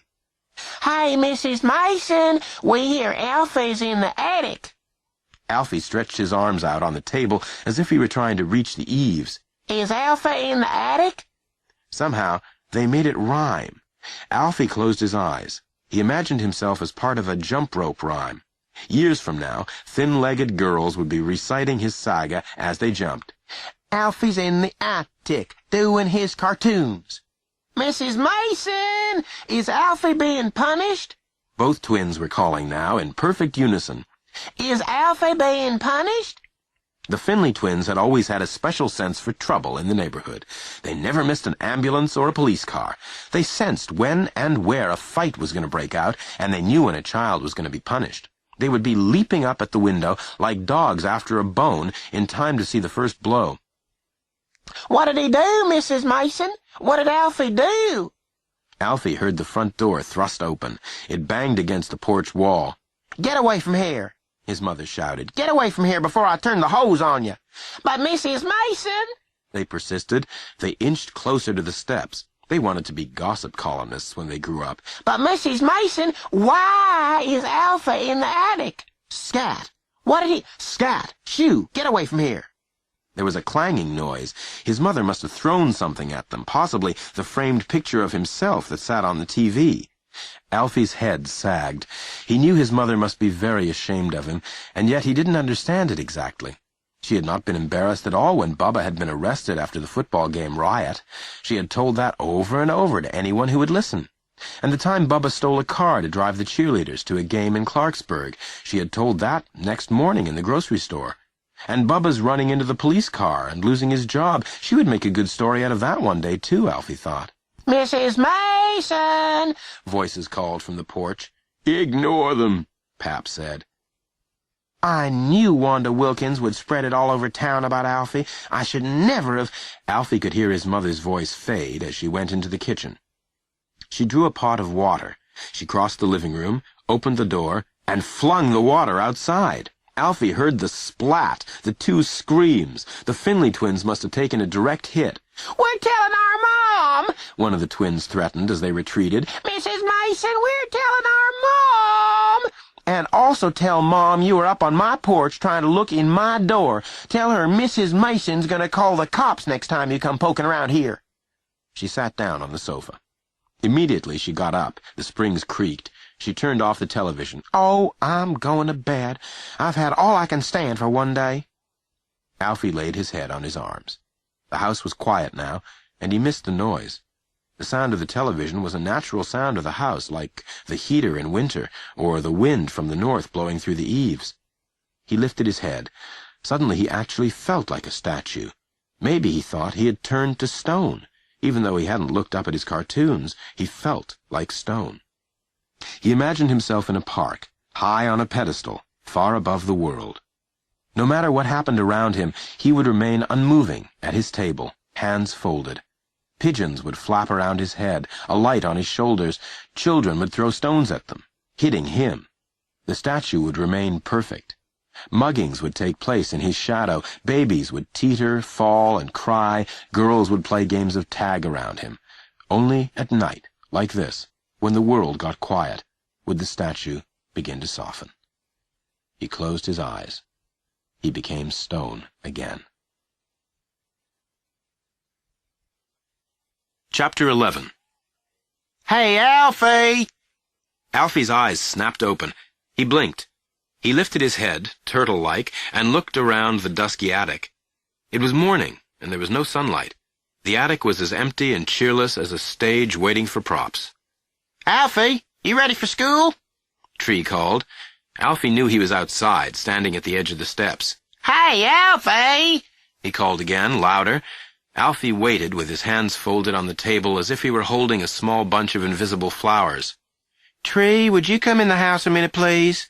Alfie's mother said at the front door. She had just got out of bed, and Alfie knew she would be standing in the doorway, clutching her peacock blue bathrobe around her. "Isn't Alfie ready for school?" Tree asked anxiously. "I can't be late again, Mrs. Mason, because I've already been late 9 times, and if you're late 10 times, you have to write a composition." "Just step inside for a second, Tree." "Compositions aren't my thing." He entered, feet dragging. He looked around the living room.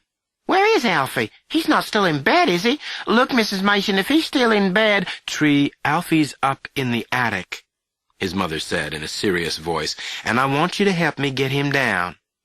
"Where is he?" "In the attic." Alfie could imagine his mother pointing up to the trap door, holding her bathrobe closed with one hand. He could see Tree's face, lifted, puzzled, looking at the square door. "He went up yesterday," his mother explained, "and he won't come down." There was a pause. Then Tree said in an awed voice, "That's weird, Mrs. Mason." Alfie recognized that as one of Tree's greatest insults. "He's weird, Alfie. Sang a solo in the Christmas pageant, 'Oh, Holy Night.' Or, she's really weird, Alfie. Toe dances." Or, "Yeah, but somebody told me he plays the fife. He's weird, Alfie." And now he, Alfie, had joined the group. Drawing cartoons was bad enough, he thought, but locking himself in the attic really clinched it. "He's weird," Tree would tell everyone. "Locked himself in the attic." "Well, you know how he is, Tree," his mother said. "He just does things without thinking. Anyway, I thought maybe if you called to him, he'd come down and you could walk to school together." "Well, I don't know. I could try." Tree cleared his throat. "Alfie, you want to walk to school with me?" He waited, then said in a lower voice, "I don't think he wants to, Mrs. Mason." "Call again, please." "Alfie, you going to school?" He paused, and then his voice began to pick up speed with his enthusiasm. Listen, the reason I came by this morning is because Elizabeth and me are having a kind of war. It's not going to be anything violent, Miss Mason," he added quickly. "It's just going to be one of those boys against the girls things, like Challenge of the Sexes on television. Anyway, Alfie, we worked it out last night. It's going to be 5 different contests, and it's you against Zini in, get this, bowling. And Zini's lousy, too, Alfie. Half the time her ball never even gets to the pins. I mean, if it goes all the way down there, she's proud. Gutter balls are her specialty." Tree swallowed, almost choking on his enthusiasm. "And Alfie, here's the really good news. It's me against Elizabeth in basketball. I still can't believe she agreed. I mean, free throws are my specialty, Alfie. Everybody knows that. I can do them blindfolded. But she said, all right, fine with me. And so we each get 10 shots from the free throw line. She takes one and I take one. Or rather, she tries to take one. Right, Alfie?" "And then, more good news. It's Willie against Beth Ann in a race. He looks slow because he's fat, right? But you and me know he is fast. Remember when he stole my adenoids? Remember the doctor put them in a little jar for me and we chased him for 7 blocks? Anyway, you got to come down. We need to make plans. And Alfie, if I'm late to school one more time, I have to write a composition." There was silence. In the attic, Alfie could imagine Tree and his mother with their faces turned up to the trapdoor. There were sounds as Tree climbed up the ladder. He slapped his hand against the trapdoor. "Alfie, hey, come on down. This sex challenge is going to be one of the biggest things Morgantown's ever seen. We may get on TV. Alfie's mother let her breath out in one long sigh. "He's not coming, Tree." "But he's got to. He's got to be in the challenge, Mrs. Mason. I already promised Zini he'd bowl her." He raised his voice. "Alfie, I promised Zini. She won't bowl anybody but you." He went up another rung on the ladder and lowered his voice. "Look, if you're mad about what I said yesterday, forget it. That's over with. I didn't mean it. This is too important for us to stay mad. This is war." There was another long silence, while Tree realized slowly that Alfie was not going to come down. "Mrs. Mason, are you sure he can hear me up there?" He asked. "He can hear you." "But then why didn't he come down? This is important." "I know, Tree." "We gotta make plans." "I know." Her voice had a cold, ringing sound. "Alfie has upset a lot of plans." In the attic, Alfie shivered. "Well, when he comes down, Mrs. Mason," Tree went on, "tell him about the war. He may not have heard all the details through the ceiling. And tell him to come on to school. We can't put this war off. We're up for it, you know, Mrs. Mason. We don't want to lose our momentum. Tell him I'm going against Elizabeth after school today. 3 o'clock against Elizabeth after school today. 3 o'clock in the gym. I know he'll want to be there for that. Do you hear me, Alfie? It's me against Elizabeth at 3 o'clock. And tomorrow, Alfie, it's you against Zini. Now, she's lousy, Alfie, but she's also the niece of the man who runs the bowling alley. Red Cassin is her uncle, Alfie, and he'll probably get some pro to coach her. Alfie, are you listening?"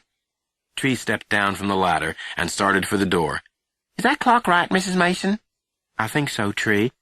"Then I'm late." His voice sank. The door slammed, and Tree ran down the sidewalk towards school. Alfie heard his footsteps fade in the distance. Alfie's mother went into the kitchen, plugged in the coffee pot, and sank down into one of the chairs. In a few minutes the scent of coffee reached Alfie in the attic. He glanced over at his own supply of food. He looked away. He wasn't hungry. Hunger seemed now to be one of those things he would never feel again, like thirst, or sorrow, or happiness. He just didn't think he would feel anything again, ever. A raindrop fell on the roof. It made a loud sound, as if the room material were stretched drum-tight over the rafters. Alfie had never been in the attic when it rained. He put his head down on his arms. The rain began to come down hard now, splattering against the roof in waves. It was a rhythmic thing, Alfie thought, like the ocean he had never seen. He closed his eyes and drifted back to sleep. Chapter 12. "Alfie, do you hear me? This is Pap speaking." Pap's voice sounded as clear and pronounced as a radio announcer's. Alfie lifted his head. The rain had slackened and was now a steady drumming on the roof. It gave Alfie a drowsy feeling. His eyelids drooped. "Alfie?" His eyes opened. Alfie, your ma's gone over to the Wilkins to use the telephone. She's calling to tell Bubba and Maureen to come on over as soon as they can get their things together. She's not letting on that you've locked yourself in the attic. She's telling them the attic is all fixed up like something out of a picture. Pap pulled his chair closer to the trap door. Alfie could hear the chair legs scraping on the floor. Pap sat down heavily. He sighed, scratched his chin. Alfie could hear his whiskers bristle. There's something I want to say before she gets back, Pap went on. Now, Alfie, I don't want Bubba and Maureen staying here any more than you do. I wish I could lock myself somewheres. I'd do it if I thought it would do any good, only it wouldn't. There's not much an old man can do to get noticed without them sending him to the asylum. Pap cleared his throat and leaned back in his chair. Alfie knew Pap was looking up at the trap door now. He could hear the back cushion creak. Alfie opened his eyes wide, trying to stay awake. He didn't know why he was so sleepy. It was mid-morning, he knew that from the television programs, and yet he felt as tired as if it were midnight. Maybe it was because of the bad dreams, he thought. All night long he had had nightmares in which cars crashed together and the ceiling cracked like a jigsaw puzzle and fell on him. So, here's what I was thinking, Alfie, Pap said, his voice rising with his enthusiasm. I was thinking, maybe you and me and Bubba could get the junkyard back. Harvey Sweets let it run down. I was out there the other day. I took the bus to the end of the line and then walked 5 miles just to see how things was. I missed that place, Alfie, and things was bad. Sweet hadn't got a new wreck in 3 months. And the crown? You remember the hubcap crown your dad made? Wreck King of West Virginia? Well, it's gone. It blew down in the wind, Sweet said, and the whole place is looking run down. I got a catch in my throat when I saw it. He shifted in his chair. Then Alfie heard him get to his feet and begin lumbering around the living room like a bear just learning to walk erect. Alfie remembered the last day when the junkyard was being sold. Pap had walked among the ruined cars like a dazed, defeated general. Things could be the way they used to be, Alfie, when your dad was alive. You remember them days? In the attic, Alfie looked down at his empty hands. Slowly he closed them into fists. Below, Pap had reached the wall. Alfie heard his footsteps stop, then begin again as he returned. Alfie imagined him touching pieces of furniture as he had long ago touched fenders and windshields. We had some place to go then, something to do. You remember how we used to sit out there on a summer evening? People would come shopping for parts after supper, remember? It was our busiest time. And I'd sit there on an upturned Coke carton, greeting people. And you was as good at tracking down car parts as your dad. And when you got tired, you'd take a rest in an old blue Dodge sedan you was fond of. You got to remember the Dodge, Alfie. He sighed. Well, Alfie, he went on, it could be like that again. I know it could. Pap stopped walking, and Alfie heard the ladder creak as Pap leaned against it. I know how you feel up there, Alfie. I have give up a time or two myself. I think about the government rotting away like an apple, and senators using our money for trips to China. Did I tell you, Alfie, 27 senators is going to London, England to pick up a copy of the Magna Carta? Which they could mail, Alfie. And you know who is paying them 27 senators' way, don't you? You and me. He snorted with disgust. I think about things and about us giving money to countries that hates us and arms to countries that wants to shoot at us. Well, it makes me want to go somewheres too, stick my head in the sand, lock myself in a closet, get where I can't hear no more. His voice lowered. Only if we had the junkyard again, Alfie, well, it would make up for everything. Now, you come on down and we'll talk about it. I got a little money saved up. Don't tell your ma. It's not much, but we could use it for a down payment, get a loan for the rest. And Bubba, well, if he's good at anything, it's wrecking cars. And between the 3 of us... Pap broke off. Oh, your ma's coming back. She looks mad, too. Come on down, Alfie. No need to rile her any more. Alfie could hear his mother running up the walk, taking the steps. She came in the door, shaking water off her raincoat. "It's pouring, Pap," she said, "and I couldn't get anything but a busy signal. 20 times I dialed. You'd think they'd stay off the line when they knew I was going to call." Yeah, maybe they took it off the hook. A busy signal don't always mean busy. She ignored him. Maureen stays on the phone all the time. I suppose we'll have to have one installed to keep her happy. Is Alfie down yet? Nope. Yeah, it figures. When one thing goes wrong, everything goes wrong. She looked up at the ceiling and yelled, "Did you hear that, Alfie? You are now just one of the things going wrong. You are one of the 2,099 things going wrong." Alfie and me was just talking about starting up the junkyard again. Oh, Pap, you know that'll never happen. We could do it. Forget it. Well, how can I forget it when every time I see a dented fender I get a pain over my heart? Alfie closed his eyes. The junkyard seemed so long ago to him. He couldn't go back. It was as if someone had taken him by the hand and said, "Remember how much fun being 5 years old was? Let's go back to kindergarten and make flowers out of pipe cleaners and masks out of paper plates." You couldn't double back. Alfie raised his head and looked at the end of the attic. Water was dripping through the eaves, and a puddle had formed on the floor. Around him were the sounds of other drips. Alfie did not look up because he did not want to see his cartoons. There was an old game he had played long ago with Alma. "Heavy, heavy, hangs over your head," she would say, and he would have to guess what the object was. "Is it made of wood?" "No." "Is it made of metal?" "No." "Paper?" "Yes." "Is it cartoons?" Alfie let his head drop heavily on the plastic tabletop. His pencils in their glass jar trembled. Pointing up, they reminded him of what he could not forget. Chapter 13. Alfie heard the opening music of his mother's favorite soap opera, and he knew it was 3 o'clock. Tree would be going into the gym now. Maybe he was already there at the free throw line, practicing.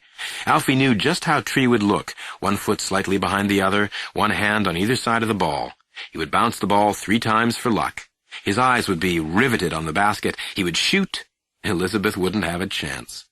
Alfie sighed. For a moment, he wished he were in the gym with them. If he could have got there without going down the ladder and walking through the living room, he would have done it. If only, he thought, he could move from one attic to another, walking through tunnels over everyone's head, unseen, unheard.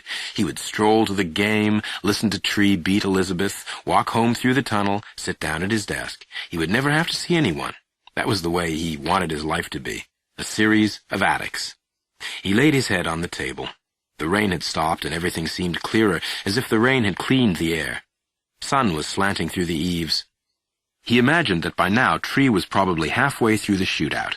The score was probably 5-0, Tree's lead. The boys would be counting every time Tree's ball went in the basket. 5, 6. Below, all was quiet. His mother had been to the Wilkins 2 times to call Bubba and Maureen, but she had got a busy signal both times. Now she was watching her soap opera, sipping a cup of coffee. The program ended in a burst of music, and his mother turned the channel to a game show. Suddenly, he heard Tree's voice. "Mrs. Mason, can I see Alfie?" "Tree, he's not down from the attic yet." "Well, that's all right. I just want to tell him something." "Be my guest." Tree paused, cleared his throat. "Could I speak to him in private, Mrs. Mason?" "I'm watching television, Tree," she said. "Oh, well, I can hear it in the kitchen, I guess." She walked out of the room, and Alfie heard Tree climbing up the ladder. Tree reached up to the trap door with one hand. He drummed his fingers against the wood. "Alfie, can you hear me?" Alfie didn't answer. "Because, Alfie," Tree went on. He swallowed loudly. "Alfie, I've got bad news." Tree paused a moment to see if Alfie was going to answer. Then he cleared his throat. He said, "You're not going to believe this." He swallowed again, as if forcing down a large and bitter pill. He moved up one rung on the ladder. "Elizabeth beat me." The silence stretched out, long and painful. "I just don't know how it happened," Tree went on in a rush, "because I was really up for it. You know, that's supposed to count for a lot in sports, being psyched up." He sighed. "Here's the way it was, Alfie. I came into the gym all psyched up, and there were a lot of people there. It was packed. It had spread all over school about our war. Even Mrs. Steinhardt was there, and I felt real good, Alfie. That's what makes it so unbelievable. If I'd been nervous and uptight, if I'd had a virus, but I never felt so good. It was like the time I fought Richie Davis, remember?"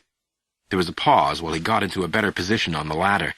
"Anyway, We got out on the floor, Elizabeth and me, and I clowned around a little, you know me, and everybody was laughing, and in the middle of all this, Elizabeth goes up to the free throw line, and without any warning, she doesn't even bounce the ball for luck, she flings the ball at the basket, flings it, Alfie. It's the worst-looking thing you ever saw. It's like she's throwing a frisbee, and it goes right in. All the girls go, "One!" Then they start yelling and clapping. Well, naturally, all the boys are booing. Now, I step up. I bounce the ball 3 times, and I feel good, Alfie. I'm ready. I throw, and Alfie, he sighed, I miss. There was another pause while Tree got the strength to continue. I don't know how it happened, Alfie. It was my shot. I did everything right, and... He broke off as Alfie's mother came in from the kitchen. She said, "Oh, I'm sorry, Tree. I thought you were through." "No, I'm just getting started." "Who won on match game? The water was running, and I didn't hear." "I didn't hear either, Mrs. Mason." "Well, don't fall off that ladder.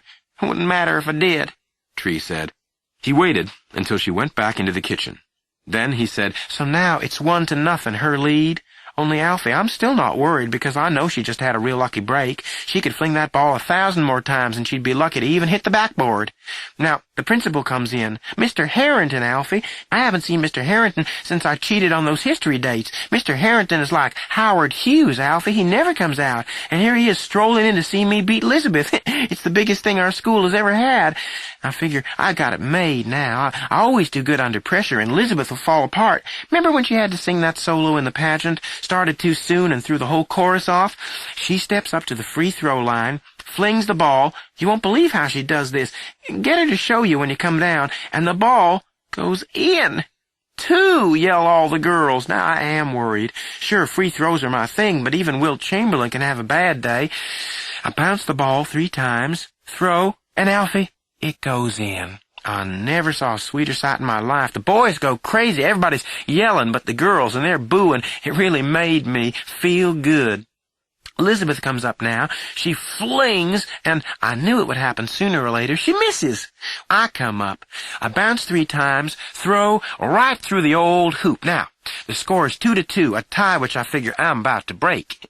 I can't wait till my turn. I'm hot now. She gets up there, throws, misses. I get up there, and I'm too eager, Alfie. I forget to bounce 3 times for luck. I miss. The score is still 2-2. She gets up, flings, hits. The score is now 3-2, her lead. I get up there, miss. She gets up there, flings, and real bad news, she hits. The girls go 4 real loud, Alfie. I felt like crying because, Alfie, now I'm down by 2. I'm good, but being down by 2 is bound to affect my performance. I've never been known as a catch-up player. My way is to get in front and stay in front. You can't lose that way, and now I'm down by 2. I get up, throw a bad ball, but it goes in anyway, 4-3. And the boys are yelling so loud now I can't even hear myself think. They figure I'm closing the gap. She shoots, misses.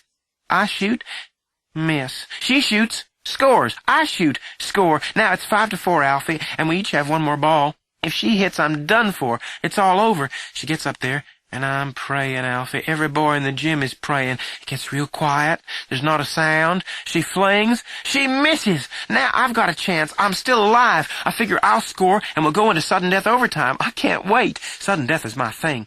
I get up to the line, bounce 3 times, throw, and Alfie, it's the most beautiful throw I ever made in my life. It goes right for the basket. It rolls around the rim like it's going in. You know how golf balls do? It rolls around the rim like it's going in, and then, Alfie, you won't believe this, it pops out. Alfie, it pops out. I just stood there, and, Alfie, my mind went blank. It's a merciful thing that happens sometimes to people who've been in accidents and stuff. Their minds just go blank, and that's what happened to me. I must have walked out of the school, and I must have walked to your house, because here I am, but I don't remember one single thing from the time that ball popped out of the hoop until I climbed this ladder. "Oh, Tree, are you still here?" Alfie's mother said, coming into the room again. "I was just getting ready to leave, Mrs. Mason." "Well, don't go on my account. My shows are over. Anyway, I've got to go next door and make a call." "I was through." Alfie's mother paused at the door. "Don't tell me you've got troubles too, Tree." "Yes," he answered. Her voice got louder to reach Alfie. Too bad you don't have an attic to lock yourself in. Yes. That's the trouble with this world, she snapped. There aren't enough attics to go around. You can say that again, Mrs. Mason. Tree climbed slowly down the ladder, crossed the room, and left. The screen door slammed shut behind him. Chapter 14. Alfie sat in the attic, hands folded in front of him. He was tired. No, weary was the word for how he felt. His English teacher was always urging the class to find just the right word for their feelings, and now he had found it. He was weary. He had to make an effort to hold his eyes open. Since Tree had gone, the house had been quiet.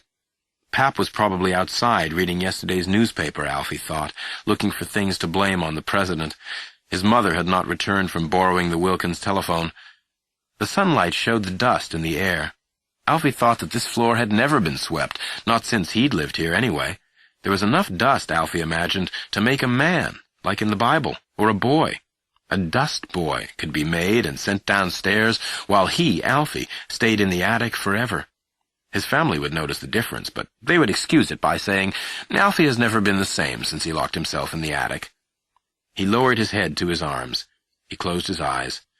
He remembered hearing that in 7 years a person became entirely new. It was the first happy thought he'd had. Every cell was replaced. Maybe in 7 years, pink and shiny and new, he could come down the ladder. Why, Alfie, you look marvelous. Come look at Alfie. He's brand new.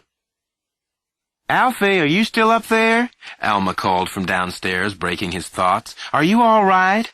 He had not heard her come in. He lifted his head. It seemed heavy. Alfie, I was hoping you were going to be down, she called.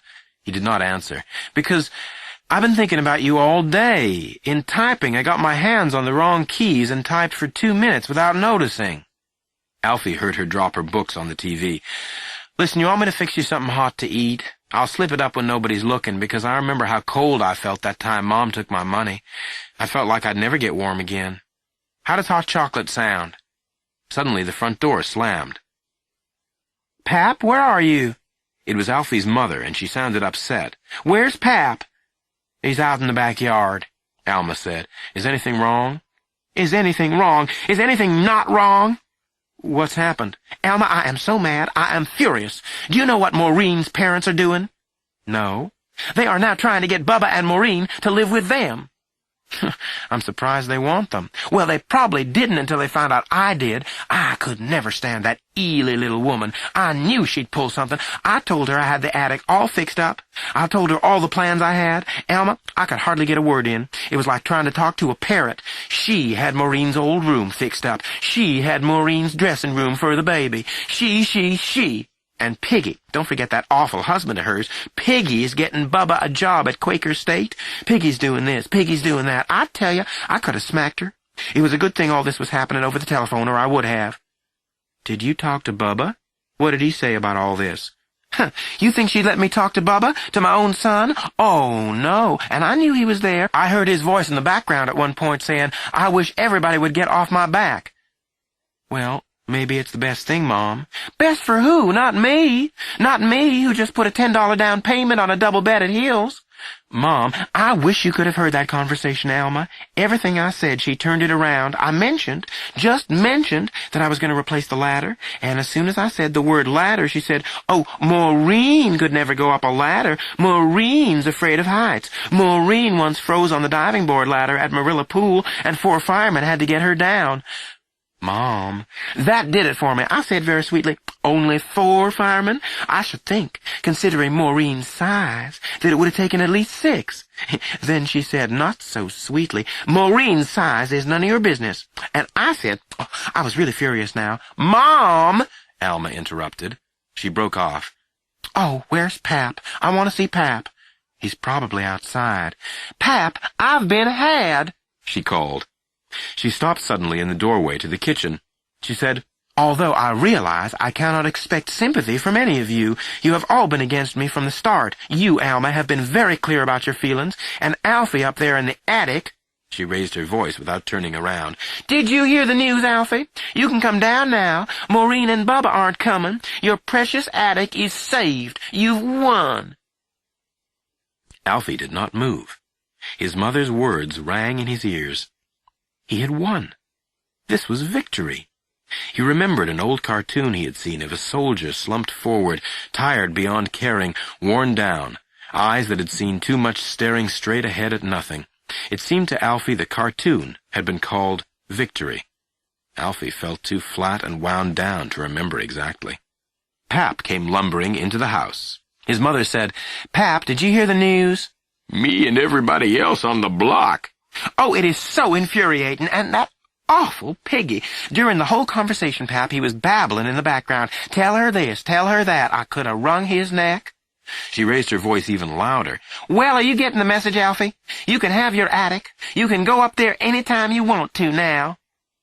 If he comes down. Pap, Well, he can't go up if he don't come down first. if you start in now, I just cannot take it. It's the simple truth. He can't... Well, I don't feel like hearing any simple truths now, if you don't mind. I want to hear some good old comforting lies. She raised her voice again. Did you hear, Alfie? You have won. He heard you, Mom. Alfie's shoulders sagged a little more. He hurt without being able to put his finger on what really was hurting. It was like the time Bubba had teased an old cat that lived with them. He had clamped a clothespin on his ear, and the cat had crouched down, cringing, but not shaking his head or scratching at his ear. It was as if he couldn't locate the hurt. Suddenly, Alfie wondered if Bubba had felt this way the first time he had done something wrong. He tried to remember the first of Bubba's deeds.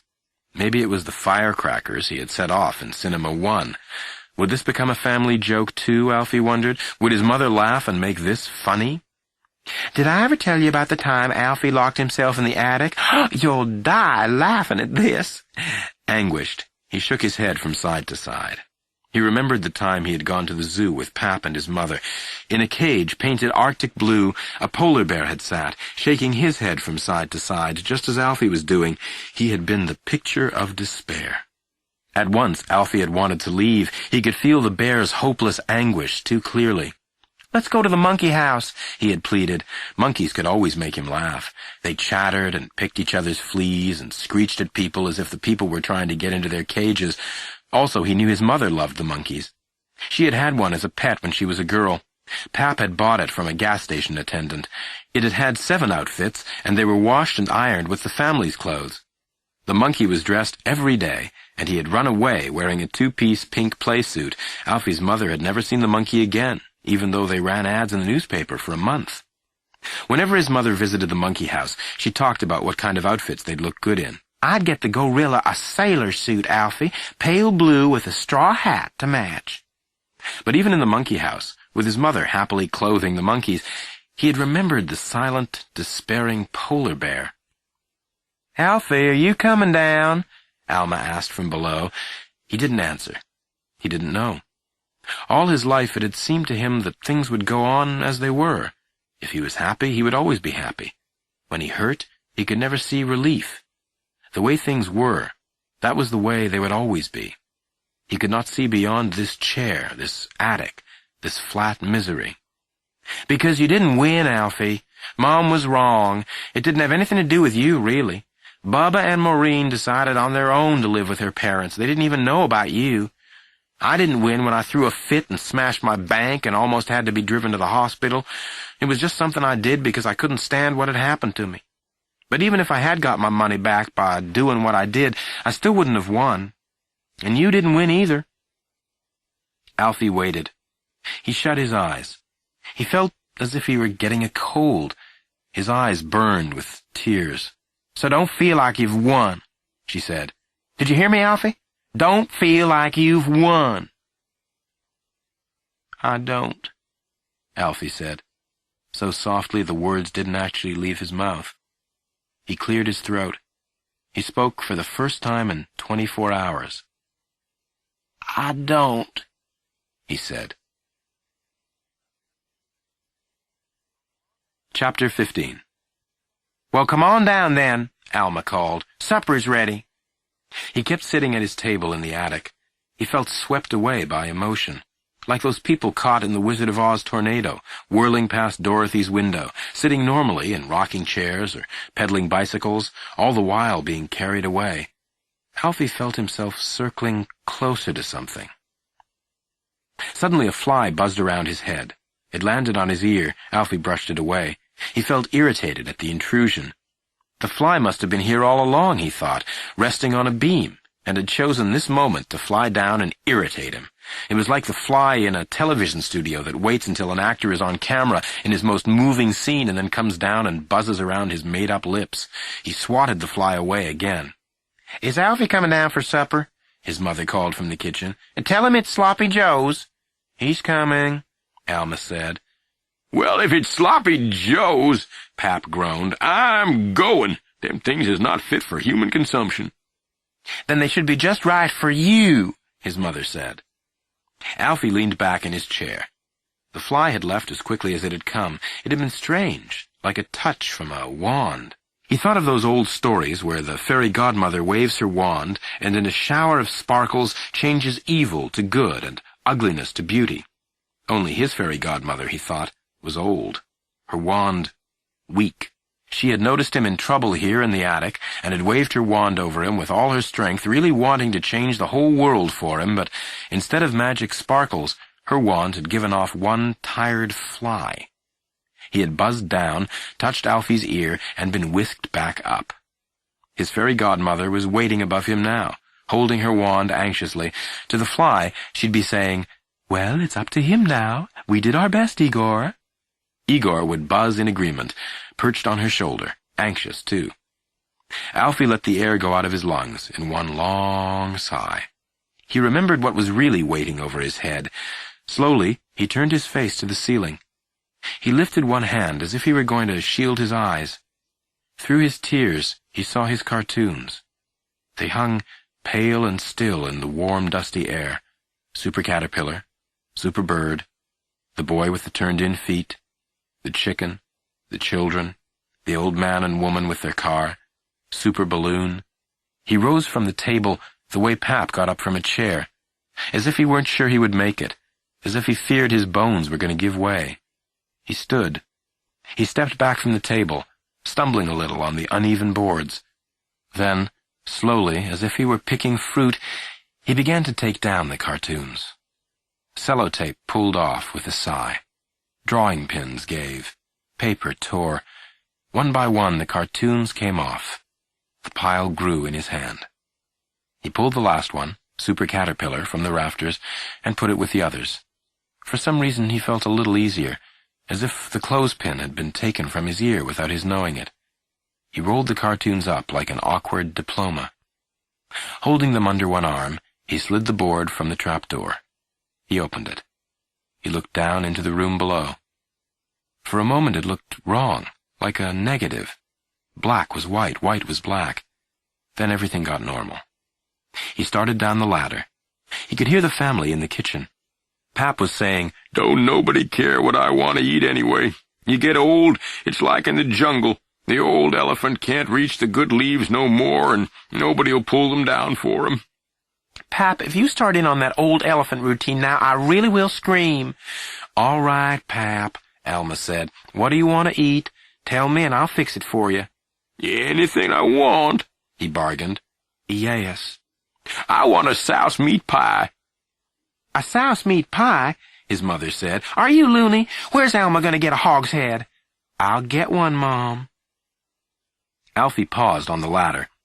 Suddenly he thought that maybe it was possible to make a cartoon even of this. The idea surprised him. He leaned his cheek against the wood. Not a cartoon of himself. He wasn't ready for that yet. He could do a comic strip about a man who had taken himself away from the world. He was better at drawing men, anyway. In a balloon, he thought. Balloons were better than attics in a comic strip. He warmed to the idea. In the first square, a man would be suspended over the world in a balloon. He'd be saying, "Nobody can make me come down." In the second square, he'd be saying, "Nobody can make me come down." In the third square, he'd be saying, "Nobody can make me come down."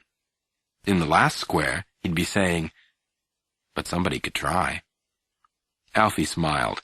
He was glad there would still be cartoons. He climbed the remaining rungs of the ladder. He stepped on the living room floor. He felt jarred for a moment, as if he had stepped on something unexpectedly hard. He put one hand on the ladder to steady himself. He set his cartoons on the television. They unrolled, and he put Alma's books on top to hold them. He walked into the kitchen. "I'm down," he said.